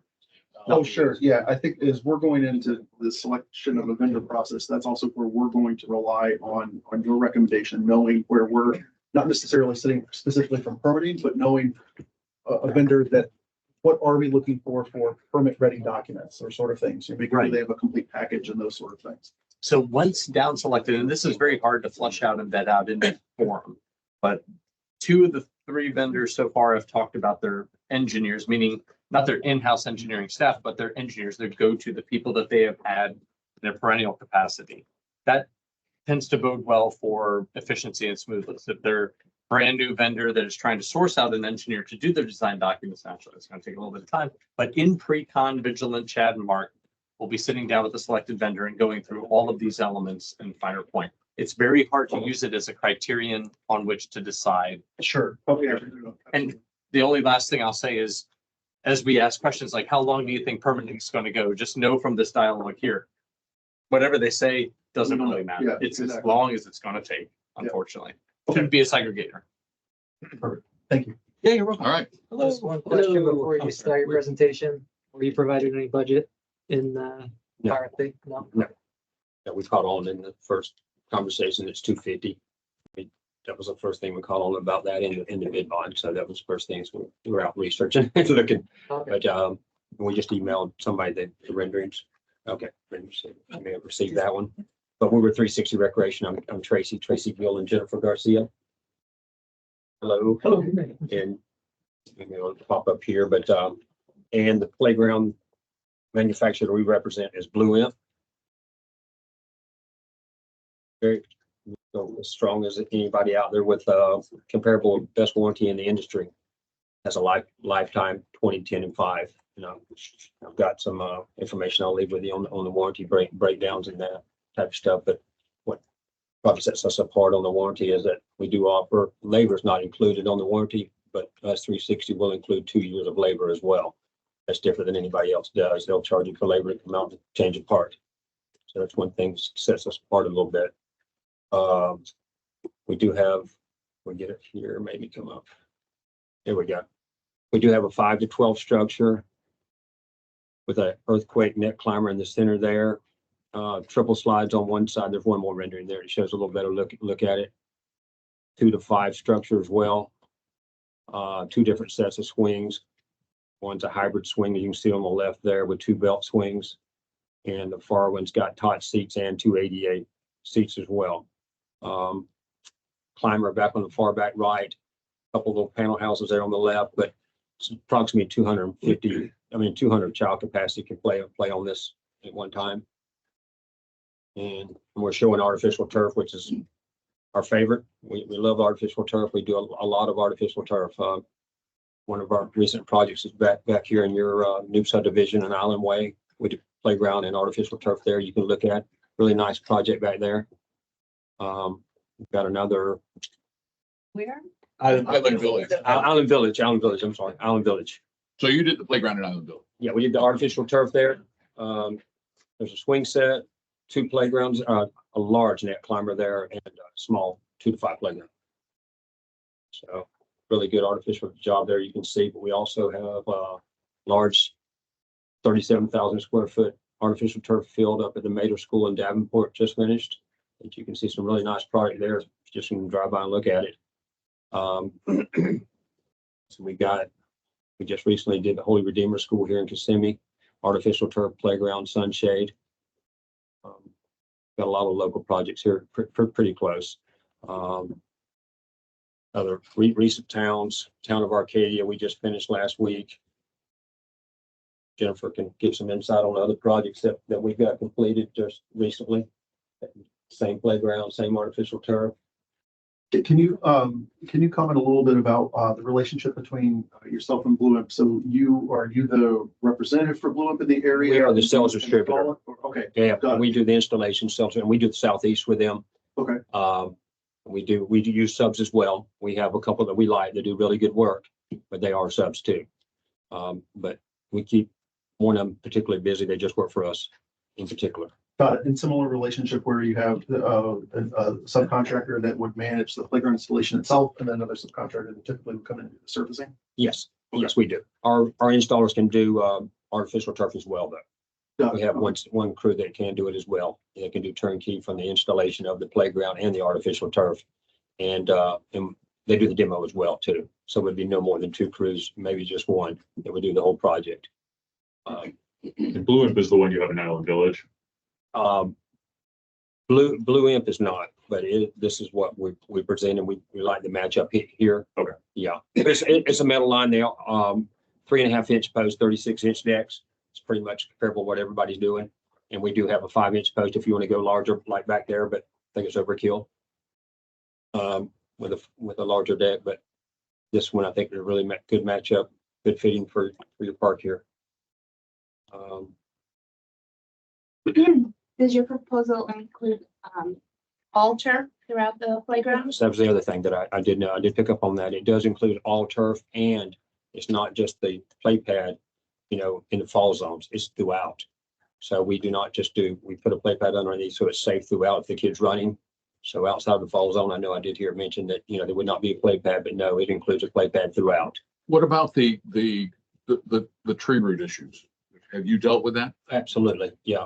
We will put a nailer board in a circle around the tree. We've dealt with the tree roots quite a bit and we'll cut the tree roots down as needed. That's really huge down in the South Florida, West Palm area. The big banyan trees, we deal with them quite a bit there. Large project there at St. Vincent's Catholic school now that has several banyan trees that we're, working with. But we do like the artificial turf. I know I did hear preference on the mulch. I think with us, you save $20,000 if you go with a mulch, but it's inadequate compared to turf to me. It's a lot safer. The turf is. Mulch gets kicked out. Mulch gets glass hidden in it. A lot of other things can fall there you will not see. Within a few months, you will need to replenish the mulch, but it washes away. We deliver 12 inches of mulch in 2 weeks. You got 9 inches. So there's a huge, we do mulch a lot too. A lot of the builders, that's what they prefer. But the artificial turf is, to me, the way to go. We use it. There's an infill that we put in there, a sand infill, and it will be with you. I'm saying it 15, 20 years. So I'll just ask straight up. So you declined to quote option 1 this time. Yes, we prefer 3. But you quoted back in 2023. Was there something in particular that made you not want to quote it this time? Because this time I know we provided the playground inspection report. Was there something in particular that drove you to not want to quote it, or was it just how it was written? Was there something I'm just curious. Replacing the entire equipment just to correct what they have there. So would you quote option 1 this time? No, we would not like the liability of, after thinking about, we didn't have that option before, but really we would not the liability of that product line. So we do have some sidewalks around in the area. So would you be doing anything to protect those surfaces, or if a sidewalk piece were to get damaged, would that be something that would be included in your bid, or would that be an additional charge? Did I say that right, Karen? Yes. Okay. Yeah, we included that in the allowance portion. Yes. Right. Yeah, we did include that, and we put down plywood for tractors to go over, but if something did happen, we would take care of that. And our guys can do irrigation work. They can pretty much do it all. If it needs to be done and repaired, we can do it. And this is something very familiar with what we dealt with. There's a lot of rock in there, a lot of stuff that needs to be hauled out that never got hauled out. and there's some PIP surfacing still left in there, but we've dealt with this quite a bit, and we can certainly remove it, get it down to grade. And we use for the turf, it's 4 inches of compact stone, and then a 2 inch or 1 inch play pad throughout, all the way up against where the fence boundary that you have now is. What's your pessimistic timeline? Like a bonfire. I don't want to hear an optimist. Yeah. I want to hear the best. For turnkey from when it's ordered, Mhm. yeah, we said 120 days. 100. Pretty safe on. Sorry, can you come up to the mic right here? 120 days. I just mean for people. Oh, for, yeah. Yeah. 120 days. We're 8 to 10 weeks on the playground. And when it comes in, we anticipate 2 weeks to install. You know, we're giving it a little bit of time here. 2 weeks for the playground, another 2 weeks for artificial turf. But we would start in advance on the demo. Celia. Where's the equipment come from? Is Medicine Hat, Canada is where it's shipped from. Canada? Yes. So we got Canadian, Danish, and American. Wow. Yes. North American. For real life? Yeah. So where's it gonna be stored when it gets here? It's stored on site. On the side what? Yes. On site. On site here, we would ask for, a mark off a certain allowance of an area. Parking spaces, maybe they're on the left of your playground where you already have it marked off with the cones, or maybe there's a parking lot on the other side, maybe. Pretty sure that there is somewhere, but with just allowance where it's to be safe. It comes, that's another thing that's probably different than ours. Ours comes in crates, and it is safely secured in ship. When it comes off, it'll be fully crated where it's tamper proof. When you said Island Village playground, is that Blue M too, or was that a different? That is not. That is So not. It's our artificial turf and landscape structures. Playground equipment. So who is it? Who's the? Landscape structures. Landscape structures? Yes. LSI. Is there a reason why you chose Blue M over landscape structures? No, that is not. It's our artificial turf, but we installed it for a builder that we always do work for. They So they put the turf in, not the playground. No, we did put the They put playground the in. playground in, but You installed it and choose it. Yeah. you didn't pick. That was spec'd in by the architect. And we do a lot of work for the builder. So we said. Gotcha. we'll So do the the scope of that was installation. truly just install. Yeah, that was installed with our artificial turf product. I think there's maybe some side amenities there or something of ours as well. But they'll definitely show you the installation work that we can do, but that was a pretty good job. Are you able to bond this work? We're not sure on that. We were researching that. That was one of the things that we didn't catch till you brought that up earlier. And I had tried to call my accountant while I was out there just to do some research. But yeah, we'll be looking into that for sure. And then Bloom, as far as, so obviously it's coming from Canada, so if we, a piece breaks or something like that, do we handle warranty claims through them and then we would fix it, or is that something that we may? Not at all. That would come through us. Yeah. Yeah, and that would come through us. You could email directly to me. I'm the owner, or Jennifer, but I'm very close to proximity. I live in Lake Nona, work out of the office there, so I'm easy to get a hold of. And I would be the one who would be overseeing this. And again, we do offer a 2-year labor warranty as well, plus the 100 years and a lifetime with Blue Imp warranty on their metal post. And the other thing I didn't bring up, everything they ship to Florida gets a extra coat of primer underneath the powder coating of paint, just because of where it's going, and the rest, for an extra protection.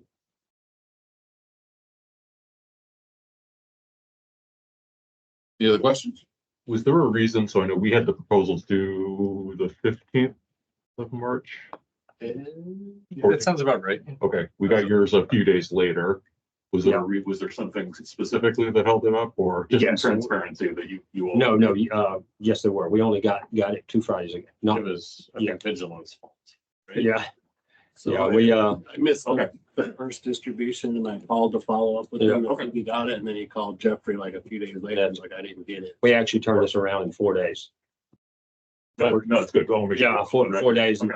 We would have liked a little bit more time and, but I think we did pretty good for 4 days. Jennifer, she worked for 3 straight days just on this project, but we'd have liked, a month to really get some thought for it. But I was really familiar with the area here and been out here so many times.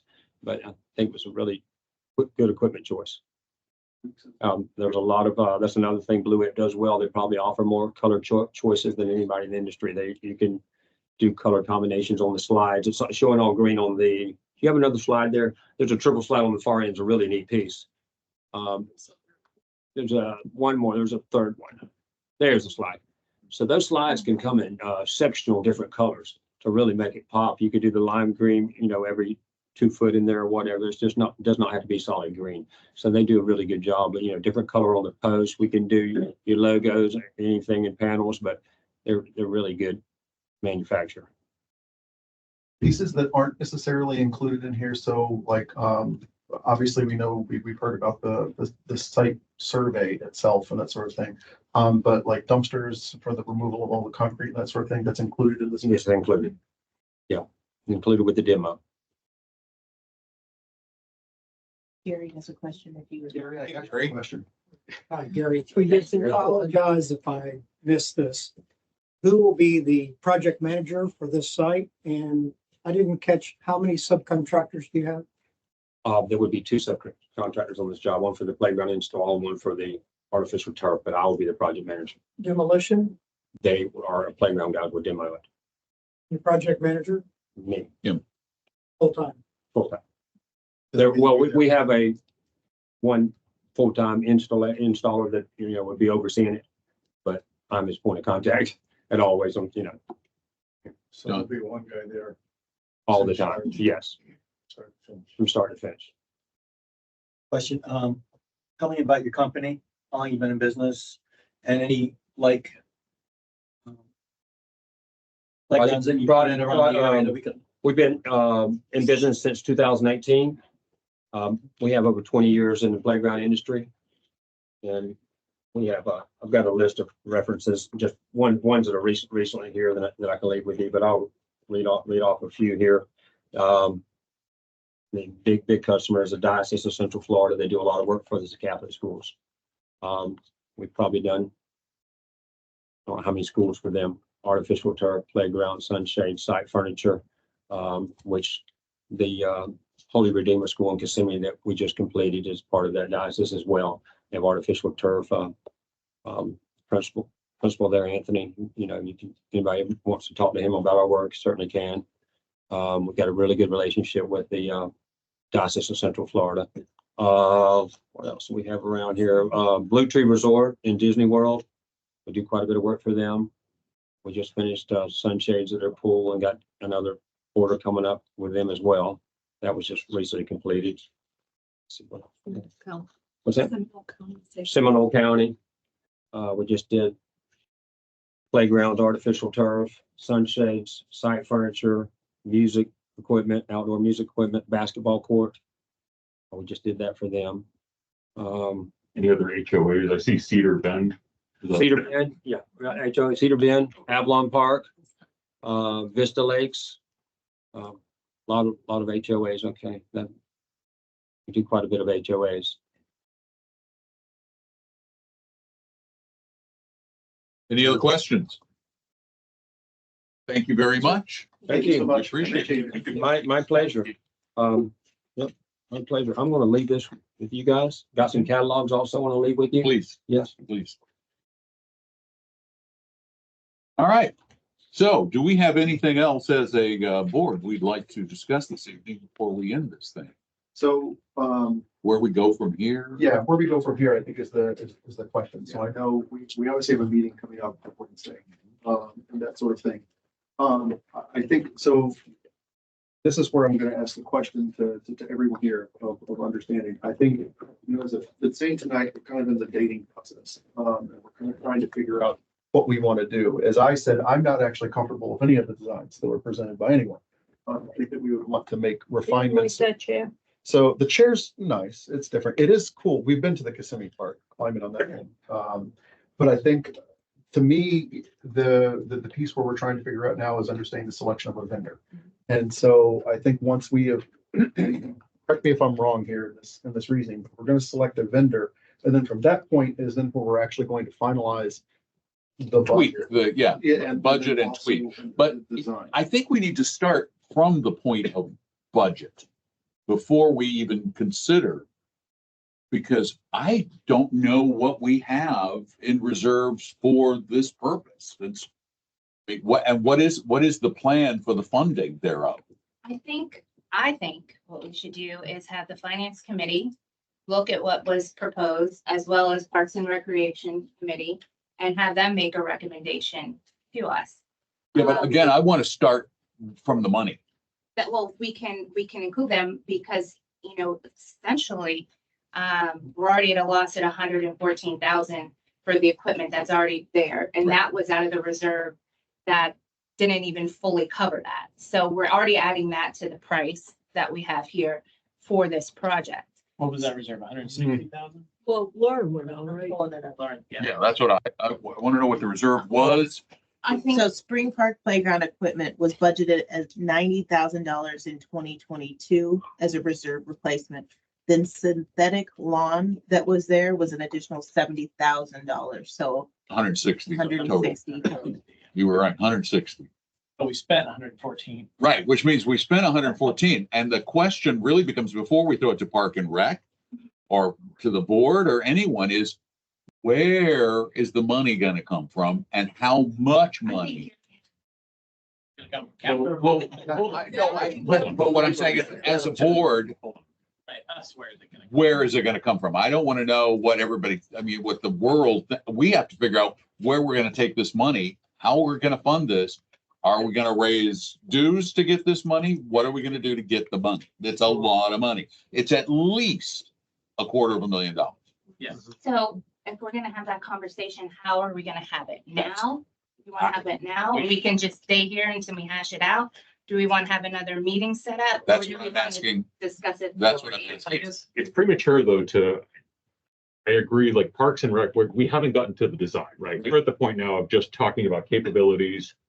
Who has potentially the best We do concept? have designs. That's what the RFP included. We're talking, but we don't have apples to apples designs because we have two different really vendors that have different budgets given to them. So we really don't have necessarily something that we can put on. We have to really look at like what they're bringing us from a holistic perspective with the project management discipline, how long they've been in business, their references.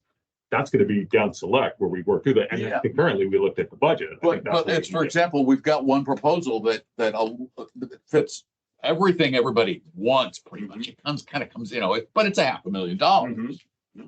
So before we can say we like these guys as the vendor and then start to tweak with Parks and Rec some of the changes to the design, we need to know how much money we have to spend and how we're going to get it. Huh? Well, no, wait, it's got to come from. It's capital. us. Okay, that's the only place it can come from. But it's Yes, still a reserve project. If you look at our financials the past 2 years, there's been about 1.5 million. And $1 million was replacement, and then the other was capital improvement that's been put into CDs and ladders and things of that nature. So We got to there is approximately $3 million for projects in general, not just for playgrounds, but projects for everything. Now, we're gonna have a reserve study that we're gonna do, so that'll tell us more information. But I think the playground RFP was flawed because we did have different budgets, and I agree with Eric. I didn't see one playground that I'm gonna put in Spring Park. So if we need to do another run with 2 or 3 vendors. I saw the closest, yeah. Is there a $250,000 option? Something in the 300s, something in the 400s. And that's what they bring back to us as far as designs, because if we go cheaper out, is that sufficient? Or do we need to spend $400,000 for a playground that is the actual replacement for Spring Park? So we have to boil this down to a question. Is this a reserve project? Or is it a capital project? Right. That's where we start. Right. That's where we start. right there. Well, I guess And based on the cost, it's got to it be was capital reserved for 160, so it has to be capital. because we've got nothing left in reserve. But we didn't reserve, we didn't use the reserve though fully. Well, most of it. So Some of it is reserved, yeah. So remember, the reserve study is a guideline. It's not gonna say definitively that, yes, you can only spend X amount on replacing this item. It's based on our experience and expertise over the years. We estimate that in 10 years, it's gonna cost X amount to replace this playground. Sometimes they hit it dead on, sometimes they don't. So, but as far as your reserve How much do funding we have? goes, you currently have in reserves $2 million in your replacement fund. And by the end of 2024, and this is not including the monthly contributions that you're going to be making, your funding plan has you at a 1.2 anticipated year-end balance. You are well funded in your reserve account because for a couple of years, you underspent what you were anticipated to spend. And that also includes the repairs to the 851 building, the window replacements, some roof repairs, the HVAC replacement, electrical, and other items that were slated for 2022 that were not touched. So you are well funded in your reserve. I'm not going to say you're overfunded, but you are well funded and you have a healthy reserve balance. So if you want to use reserve funds, it's well within your discretion to do so. You just have to keep in mind that come further down, you might have to make adjustments to your reserve contribution, or that can be accounted for in this year's reserve study, saying we're spending X number of dollars more out of our reserve funding. So we have to be more So frugal. please going forward. calculate that is part of this study moving forward, that we are making that adjustment this year. So we have the money, We have the money. Okay, so, but what we have to do though, is it's basically a rob Peter to pay Paul kind of deal.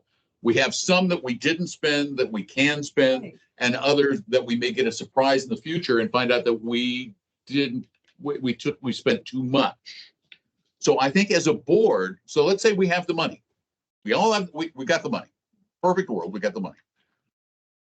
We now as a board have to say, are we comfortable at a quarter? At 350? At 5? Because that's really what we're looking at. It's a quarter, 3 something, or 5. I think what would be helpful to frame this conversation is the list of replacement. What else is on the list that needs to be done this year and next year? I think to really frame this up the right way. Because if we start moving down the $500,000 path, then we're going to have to be projects that are sacrificed and moved into the next year. Well, then So, that would just say that that's not a practical thing to do, go up to the 500,000. yeah, I'm saying we need to see that against the larger We need list. to get this playground. I agree. We We gotta, need to do this. this should be our priority. It's left over from it's been on the table for too long. This has to be solved. Money's there. We just need to pick a vendor. If we take too much from reserve, we can always move from capital. Yeah, it's not like, it's just moving But envelope. here's my thinking though, this is my thinking, is we have a lot of people in the community who are saying, we want a nice park in Spring Park. Right. We want the climbing things. We want The Taj Mahal. and if you look at the first and the last presentation, those were adequate playgrounds. Very adequate. They weren't cool.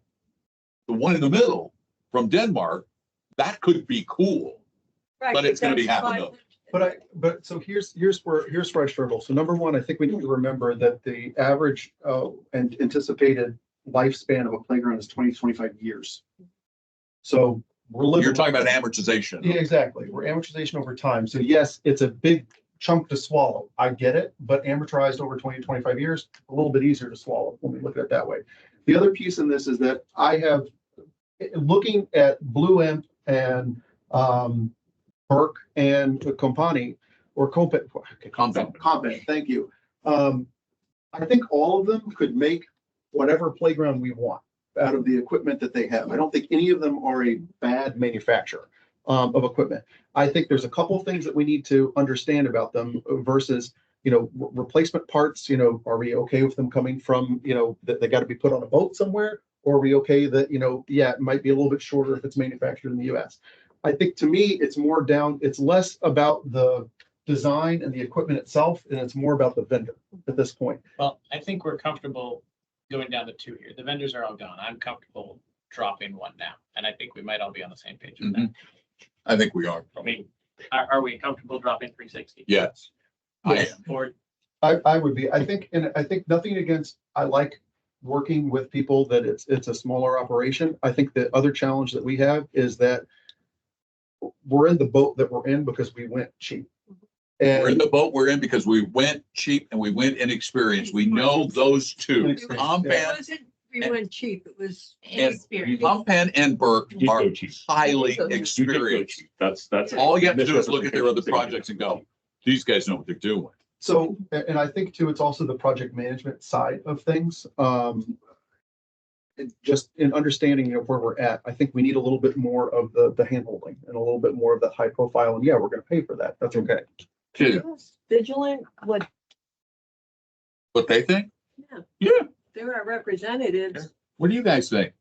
And quick summary, and I'm really glad can you that move the you're mic over? centering on, oh, yeah, forgot. Sorry. And Chad, by the way, I mean, I'll talk forever. You can chime in. It's very difficult. You met and are ready to dismiss probably the closest person to the project ultimately. If you were to have selected 360, and trust me, we're not saying select 360. I'm just trying to make sure everyone understands. Those two people are going to be the ones that actually do more on site. We had a very polished person go second. That polished person is not going to be here at all. But she is representing a company who's going to be able to give you a dream world. And I'm glad that you articulated it that way, because honestly, both of the first two companies, they could design a playground for you. It's going to be outstanding. But you might want to consider having at least vigilant. We don't necessarily have to assemble a form, but we have to see who the vendor is, who the GC is that's going to install this, because that's what matters to us most. I am wowed by those two presentations, wowed by them. And we happen to know the first one very, very well in terms of what they're going to be doing on site. But I really just, it's all about who's going to be doing it. So, Who's going to be so doing you know the first one that we interviewed, and do you know their general contractor and all their project They manager? didn't Do you, disclose that. huh? They didn't say that. But the reality is, they were going to use, but the young lady who was presenting is going to be a factor on She's site. gonna be, Yeah. yeah, she'll be. She's going to be here. on site. And it's just, I don't have zero confidence in the second vendor selection of GCs. By the way, no one remembers the equipment manufacturer. They all remember who installed it, be it good or bad. So I'm sure they select excellent GCs. I'm just saying that we might have a second measure if we select one of the first two vendors to see who the GC is, possibly bring them into consultation with Vigilance so that we can give you feedback, or bring them into another forum like this, because it's really important. Sure. Okay, That's all I had to say. I do want to add, and this is going to be critical directly to you, because tonight we were embarrassed twice. Wow. Once we were embarrassed that one of them had a budget of $250,000, and that falls directly on you. The second time we were told, What do we do? they were told that they had. Burke said that, yeah, They said There they was were no told the budget ever set since we did the last RFP and on the. We were all in the room and we heard what they said. So You guys. they said that they were given a budget by you. But I think there was multiple visits over the last like 6 months, and ever since our final RFP, when we told you not to put the budget in there, I would go and tell them the budget. I did not give them a budget. Okay, I'm relaying to you In-person. what I was told here in a public meeting. The second thing was when we were told that they were given, we asked you for the 360 bid, and we've been talking to you about why it's late, why it's late, why it's late. At no point did either of you tell us it's late because we messed up. We found out that they got it 2 weeks ago or a week ago when they told us that. There was no accountability on your part, and I find both of those things completely unacceptable. On top of that, there's also the requirement in the contract to be updating us daily. I emailed this and you pointed out to me that you only do that during construction. The contract doesn't say that. That's not what it says. You're supposed to be emailing us daily for our contract between the board and you. So those are the three things that I really need. And atone for the 360. Let me just focus on the 360. I mean, that falls on us, and that's, I don't know what we would do at this point to atone for that, but it's well landed. I mean, it is our fault that they got in late, and we extended the time to allow them to bring it in late. That's not what the problem is, though. The problem is that you didn't disclose to us that it was your fault. We held them to a different standard because we thought they can't even get their bid on time. The only thing I want to do in this, I'm not trying to dodge that, but Chad, is there anything? I mean, I'm ready to accept the responsibility unless you know something else. I kind of mostly agree, but I did write Yeah. in that when we did the responses on night, that there was an email hiccup because I emailed it to everybody, BCC'd them all, 2 to 3 people from each company. A couple of days later, a week later, actually the 2 days later, when you said, we're doing the daily report, I called every single vendor, said, hey, did you get the RFP? Because I don't want 2 weeks later, we never got it. He's like, if I don't have it, I'll call you. A week later, he calls and like, hey, they never got it. So we rushed it to him, and that's why I put in the email that there was an email hiccup. They got it late on. I think there's also, and this is. It wasn't full. I did ignore. I think this is something we need to talk about on Wednesday. I do think we need to talk about a liaison again, because I think we lost some of that continuity, because there are 7 different opinions going to Vigil. I'm not defending anything you did, but I think we do need to think about that model again, because I think that did work. I think we lost some of that continuity when we didn't have that. So that may be a way to, it's not gonna forgive, obviously, the 360 thing. And the $250,000 thing, I really don't understand that. Because we saw Compton basically come in with $400,000-$500,000 proposals, and we saw another vendor basically like cap it right at 250. So we saw really, really different models, they were really working with different, just completely different parameters. So Yeah, Top Line would have done something completely different if they knew it was. and they had 4 days to do it. So I don't understand. How do you put out a request for a proposal without a budget? That was my question. That was intentional. I don't understand. Charles, can you answer that? Because you pushed for that. Not Well, decide with the budget. why would you? It's like telling an architect to build a house and not giving him a budget. The point was to work through it in down select so that you don't cut up, because are we playground experts here? Do we know how much a playground is going to cost? No, but Well, we hired a company. We have a budget. Okay, well, you also selected 360 in December, Guys, right? hey, hold on, hold on, Yeah, it did. hold on. One, we're not gonna have a debate with the audience, okay? We do not have debates in meetings. You can ask a question, you can ask a follow-up, but we're not gonna debate. Well, that's the question. You asked a question, you got an answer.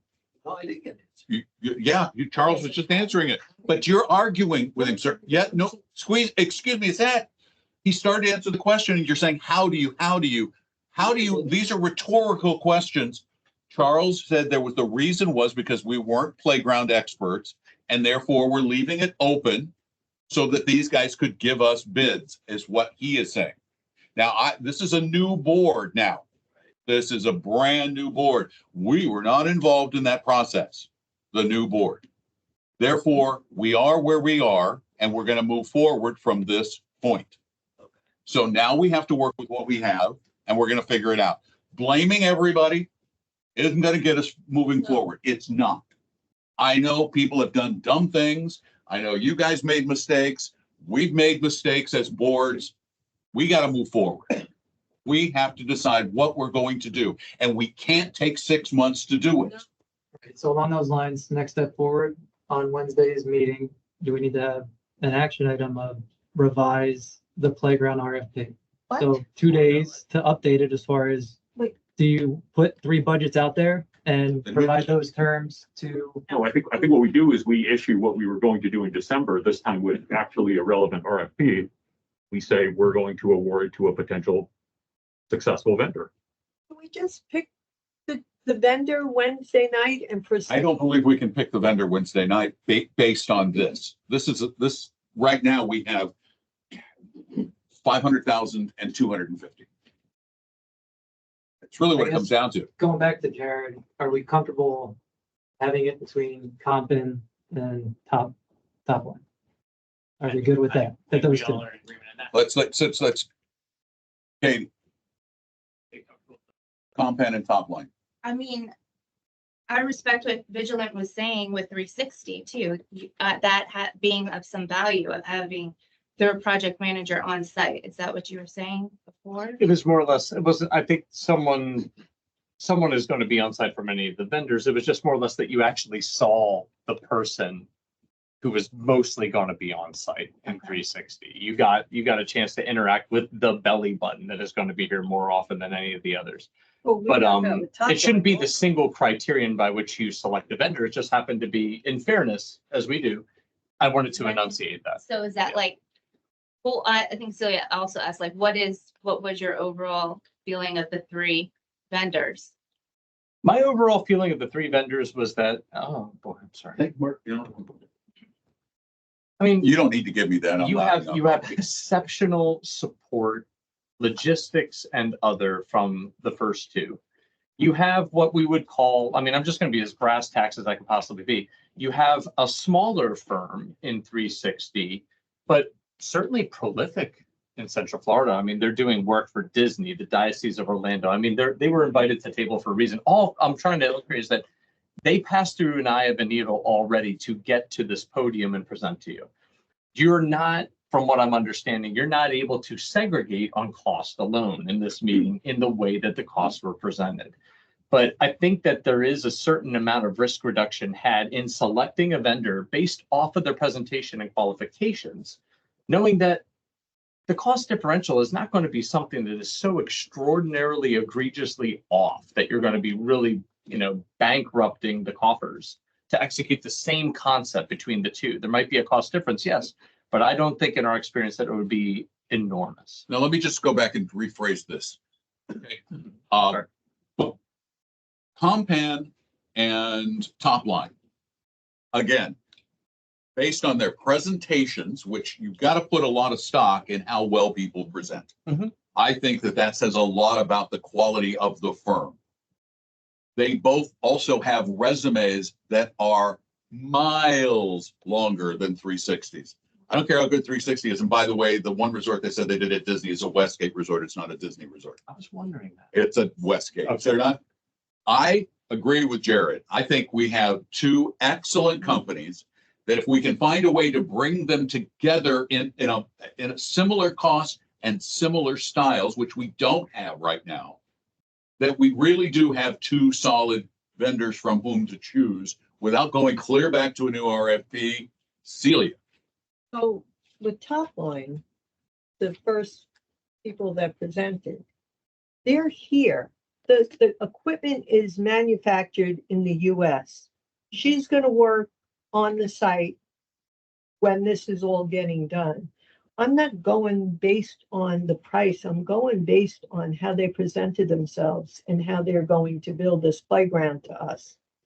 I don't want to go back to the community again and say that. Yeah, but Celia, their design though for Spring Park was missing a lot of the components that Spring Park had before. Their design was very basic. And that's what I'm saying is maybe there's a middle ground The only between thing that was missing was the web. there was a much smaller 5 to 12 play area from what I saw. It looked a lot smaller. I think there's two things we need to look at, right? We need to look at what the spring park was prior and give them that regard of this is what we're trying to replace, not what's out there already. And then two is we need to have those different value tiers of pricing because we don't know what a $300,000 playground is versus a $400,000. I don't think we need value tiers. I think we need to determine a price and tell them, here's the price, give us a design. Yeah, I think I'm with Jared on this. I think that we need to understand the envelope because look, if you can troll around and you can look at government PDFs for both Compan and Topline online.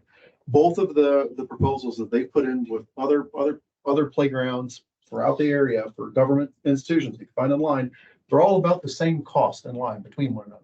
You know, when we're looking at them. So, you know, from a sizing perspective, I don't think we're necessarily going to get, to your point, you know, a lot more equipment from one manufacturer. Then let's say a number. So I think we need to figure out. We need to speak a number. Let's speak a number as a board. Everybody speak a number. 300. 300. I have 300. What do you bid? 500. 500. How about you? You can go higher or low. This is not a typical auction. I will explain why. Yes. Originally, Spring Park, that bid by Rep Services was at 380,000 2 years ago. I think Jam and Play put it in at $400,000. So I would say right around 400. 400. We have three. Okay, see, we're getting a number. Eric. Celia needs to give a number. Oh, Celia, she gave a number. I heard. Sorry. I'm at 5. 5. I'm abstaining. Oh, come on. Just throw it up. No, this is not, we're not. No. It's an arbitrary number. I'm sorry. It's an arbitrary number. No, I'm not playing this game. I'm not. Okay, arbitrary number. I will put it this way, that I think Topline could do an equivalent playground at 400,000, that Compan will do at 500,000. So that's why I want the value tiers. I agree with that. I agree with that too. So then let's vote for. Please butt in. It's a workshop. Let's I butt. don't know which one of you, but the first goal of this meeting was to pick a vendor, correct? Mhm. If you want our opinion, think about top lines, tax deduction. So you're getting the 500 for 400. Whoa. We don't have taxable income. Offset the bonded, the treasury bond income. You'll find. Oh, okay. How much interest income do we have? You're budgeted for 50,000. So we should get it right up against that. Wow. Yeah. Okay. So I think. We Was the equipment?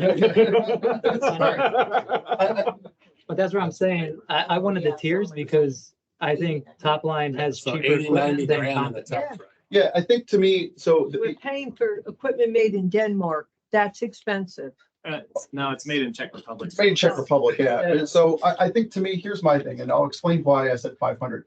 Honestly, the playground's been closed for too darn long, and we want to have a feature playground, and that's what we've decided. I don't think I agree with you that I think that it would be helpful for them to understand what Spring Lake was like. But Spring I don't, or Spring Park, sorry, what Spring Park was like, but we're not building Spring Park again. Right. That ship sailed, and that sort of thing. And so to me, I'll tell you why I'm most comfortable with top line. We may be coming to it. Okay. And because here's my reasoning. Two things. One is I'll tell you, I'm a marketing guy. ComEd did an amazing job, really good job. That was a slick presentation. She's done that a million times. I love it. I'm never going to see her again. With top line, she was very honest. She said, I'm going to be out here. I will be physically here. I will be your representative, on site, and I will be here physically doing it. That means something to me as a person, so that if we need a throat to choke, that's who I'm going to go to. Plus, we have 2 of their playgrounds. Exactly. So I think to me, that's where I'm more comfortable, because it's kind of the happy medium between a 360 and a compound. But okay, rather than Compensate continue brought the project to Yes, discuss, let's just throw this out for consideration. Would we all be comfortable just saying top line? Yeah, I'd like to see their $400,000 price. Me too. For a themed playground. I agree. So we're back. But we said we could, we had, when we talked to them, we said, can we get some other things? And they said, sure, we can do that. Give us a different design and here's the Yeah. budget. Yeah. If we decide on one vendor in that approach, are we pricing ourselves out of their best offer? Yes. If ComEd is still involved. That's why we need the 2 vendors and the different tiers, so they are still competing against each other, not just themselves. I think that's a misnomer, because even if you name an apparent successful vendor, throughout this process, there's nothing to say that you go down the negotiation path with top line, you decide, okay, this isn't the group for us. Nothing stops you from coming back to Compan and 360 and saying, okay, let's move forward. My rebuttal to that is the park has been closed for a year and a half. I don't have that opportunity or luxury to turn around. Whoever we pick, we move forward with. Yeah, we should move forward. Why don't we just do best and final with company and top line, I agree. which is what I sent earlier today. With a budget. With a budget, So that way they're. But who's, we need to give them a budget. but should this come from the finance committee? No, No. no. But again, like, these are just numbers we're pulling out of thin air. No, because, no, they're not pulling about it, because we have numbers right We have here. Things to base this off of that range. from We're basing it on 238 reality, and we're basing it on things we saw. But we're not basing this against the other things on the reserve study. That No, but we can't, again, if we do that, then we're into it's gonna take us months and months before we see. Yes, ma'am. For top line, were they included in the prior proposal? So back when, like, they've done 2 playgrounds for us. Why did they? Does anyone know why they went to? New board. It was a different scope too. In 2022, when we first bid out the project, they were asked, Rep Services was asked, Jam and Play, and I think somebody else, but only 2 came back. We were still coming out of COVID. And it was very difficult to get responses back to bids at the time. They both, I don't have a reason why they didn't respond. I was not the person having those conversations with the vendors. I do know that we put forward Rep Services and Jam and Play in April 2022. We ended up going a different route. Then we've gone through a couple different iterations of the RFP. This time around, 360 was the only one, based on the last official RFP that went out through, 360 was the only one that was willing to somewhat take on the liability of fixing what has been partially installed now. The board pivoted at that point. We issued this RFP with the 3 different options, and now you had 6 responses narrowed down to 3. Okay, now we have 2 board members who want to find the middle ground between top line and the compound. I don't know why I can't pronounce that. And we have a couple of board members who just say, let's go top line. Yeah. We need to find a way to resolve that difference. So I think, so to me, I guess here's the question that I have for Vigilant. So if we were to turn around and we were to say, and we were to give a budget range of between 3 and 5, and let's be honest, if I'm a smart vendor, I'm probably going to go watch the recording of us talking right now. To come back and start to figure out what's going on. But I think to me, if we want to do that, I can compromise on having them come back. I will say though, that we were originally going to plan on having a decision on a vendor on Wednesday to figure out how we can continue to move forward on that. We can't unless we say top line. So- I just don't think there's any other way. And that's the thing. I'm comfortable with that, but I think that if we're looking at understanding, what one vendor can do than another, I think that it would be fair if we don't ask for a design, and any reputable manufacturer should be able to do this. If we give them a budget range of between 3 and 5, and we can say, give me other projects that you have done. May I interrupt? Just a thought. Every one of these guys does CAD work. Yeah. It's all fast. And the two, Top Line and Compan, are huge. These companies could probably, they should be able to crank a middle, because they've already got basic designs. They could find a middle ground design in how many days? She said 2 to 3 weeks. Yeah, but if we really need to push it. In all fairness, I don't think you're gonna get this in days. But I really like where it seems like you're going, because remember, we're not trying to advocate for a group, but I'm advocating for a process, because if and we do this for a living. So if you don't start with a design to give to vendors and say, price your design, you're trying to pick out on that, and you don't give them a budget so they can give you a bunch of designs for the budget, you don't give them a lot more than a dating space. You had a dating space. So what you're doing is you're pairing yourselves with a consultant.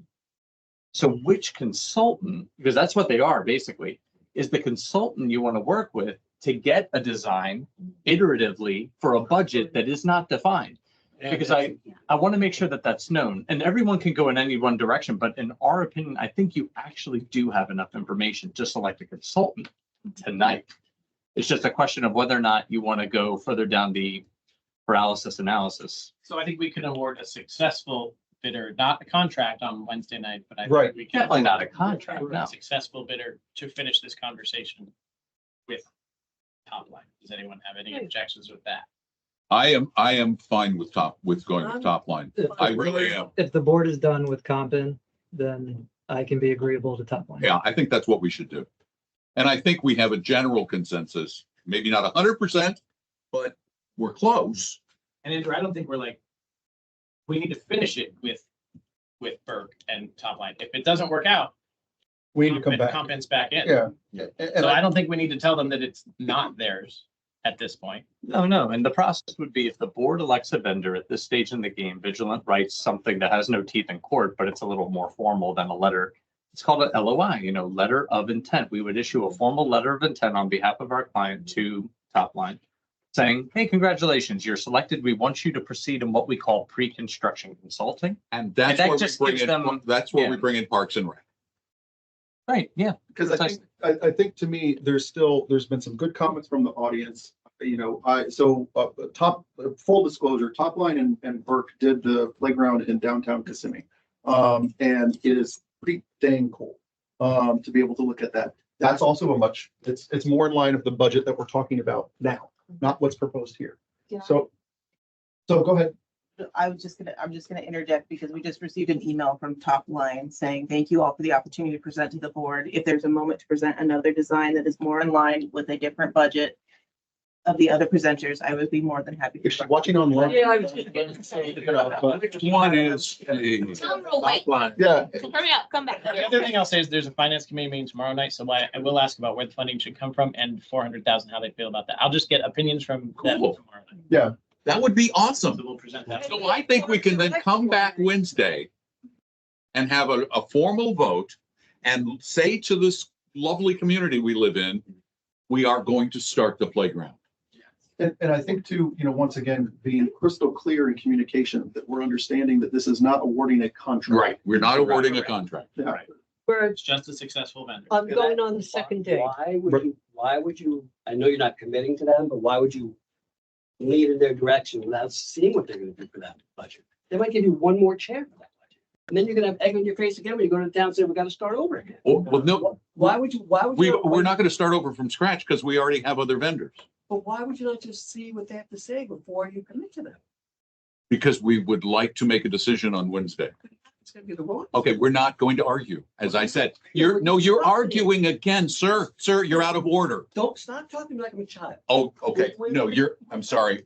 You just give me an answer. I just gave you an answer, but you don't like my answer. But it's a terrible answer. Because, all right, moving sir, on. Sir, we hear you. Okay. So you think it's okay to go back in town again and then say we? I'm just saying, we hear your comment and we'll leave it there, okay? So what are we doing? We can talk after. On Wednesday, I believe the consensus is we're going to put an agenda item on to enter into an LOI, a letter of intent with Top Line, and then have them go to work with the Parks and Rec Committee to work on the particulars of a design. We would like it to not exceed 400, but if it can come in under, we would be very happy. That should be all in, any radar scopes they need to do. Everything, Any surveys, yes. Everything. They're sniffing dogs and yeah. All right. I think the other piece though is that we do need to give some timeline to this. Oh, I agree. I think that. And they were our most optimistic timeline. They said June. So- But that's starting I think now. it's 3 months. Let's just say 3 months. Yeah, but I think that when we go to, thinking practically, when we go and we pull in the Parks and Rec team and that sort of thing, I think we need to give the committee the understanding of how many rounds of iterations we're going to do, understanding this, because otherwise the timeline just keeps going We on give and them on. the designs that they. And they just sent us a note saying we would be happy to change. The design. Yeah, take that. We can. We take have those a designs committee member tomorrow. here tonight that in Parks. and Yep. Rec. Lauren, can you ask To Marco, them what their oh, you're bond still rate is? back there. What top line is? What top line's bond rate is? Yeah. They did, I think they said it. The second one is 2%. They didn't say. No, I think they They're did. I think, bondable, but I didn't hear a percent. yeah, they said $10,000. They said they would pass it along. They would but pass it. didn't Yeah, I think they said $10,000. No, he said 10, that would be a lot. Yeah, no, Maybe I'm I wrong. think they just said it was being passed on, not that. It'd be a pass through. Okay, They well, said let's they'd get pass that it to you, number. But I'll Yeah, ask just the find out what their specifics. percentage is. So that's how they'll raise it. Ma'am, I was just wondering, if there's any way, like, once you select the vendor, the second presenter did, obviously, it was fabulous, but she did a lot with inclusivity and all of that stuff. Is there any way that you could ask Top Line to do the same thing so that everybody's included? in Yes. the community? yes, Because that's, they really didn't, and I don't know if that's something they can do, but it would be great if they could also do that, because in their Sure they presentation, can. it didn't really highlight it. Like, and we that's had it- what's so nice about being able to send this to Parks and Rec, because then the community and Parks and Rec, these are people who are truly interested in that part of the community and have the expertise, I think, to help guide Top Line. And I believe from conversation, it would take Top Line 2 weeks to get pricing from Burke. So build that into any design schedule that whatever we decide, if it is 2 weeks, 3 weeks for Parks and Rec to put together their wish list. And then it's going to be an additional 2 weeks for Top Line to get that back from Burke of what that design looks like and cost. I think they can push that because they got those 2 extra pieces done in like a day or 2. Yeah, they added, So I'm just saying, yeah. so we want to But okay, get but Parks and Rec on the remember, ball, but we the can't. be- compound, they said for sure October. Yeah. So if we get it done before October, we're in. Well, I think from a board standpoint, I think tentatively we should have it open before the school year starts. I agree. I That's think what we that's a should be great our goal. goal. That's a great goal. Mhm. That is a great goal. Can we agree that we're going to put it on the agenda Wednesday? Yeah. All right. Yeah, I think I'm comfortable with that. This is gonna seem trite now, given the conversation that we had going on. But one piece that I do think that we need to discuss that aligns with this project at the same point in time, and this is the question for management, and I don't know where this would fall within the project, is I do think we need to think about pieces that we need to future-proof with this. So for example, if we're talking, one of the challenges that we have today is putting in security cameras in the area, and we can't do it because we don't have conduit underneath the turf. So it's one of these things where even if we're not going to do the cameras today, or we're not going to do lighting or access control or whatever, it doesn't cost a lot for us to put an empty piece of pipe in there from one end of the park to the other there at Spring Park, where it's a lot easier. So I think that if there's those type pieces that we need to coordinate at the same time that we're doing this project that are need to be brought up with the vendor at that time. We need to understand if they would be comfortable with those type things or who would need. That's a smart thing to do. So, I mean, I know the technology committee is working on installing cameras without having the conduit available Okay. and looking at other alternatives to that. That's true. Conduit's becoming a thing of the past. However, yeah. once the other piece that we can have the technical committee talk about is once it's all demoed and ready to go, what if we just have a conduit run for a camera placement in whatever That place? costs nothing. Yeah. And that will cost almost nothing. Yeah. And that's even something that we can do and working with this vendor separately. That would be the one thing, and I'm old school. I like an empty piece of pipe in the ground, but I think to me, it's those type things that if we could consider bringing up, with the technology committee and just fairground. So it wouldn't hurt to put an empty piece of pipe in there, even in anticipation of at some point in the future, fencing that in and making it keep accessible. Motion to adjourn? Second. You motioned. I didn't. I meant motion. I'll to motion. adjourn. All right. Second? Second. All right, we're out of here.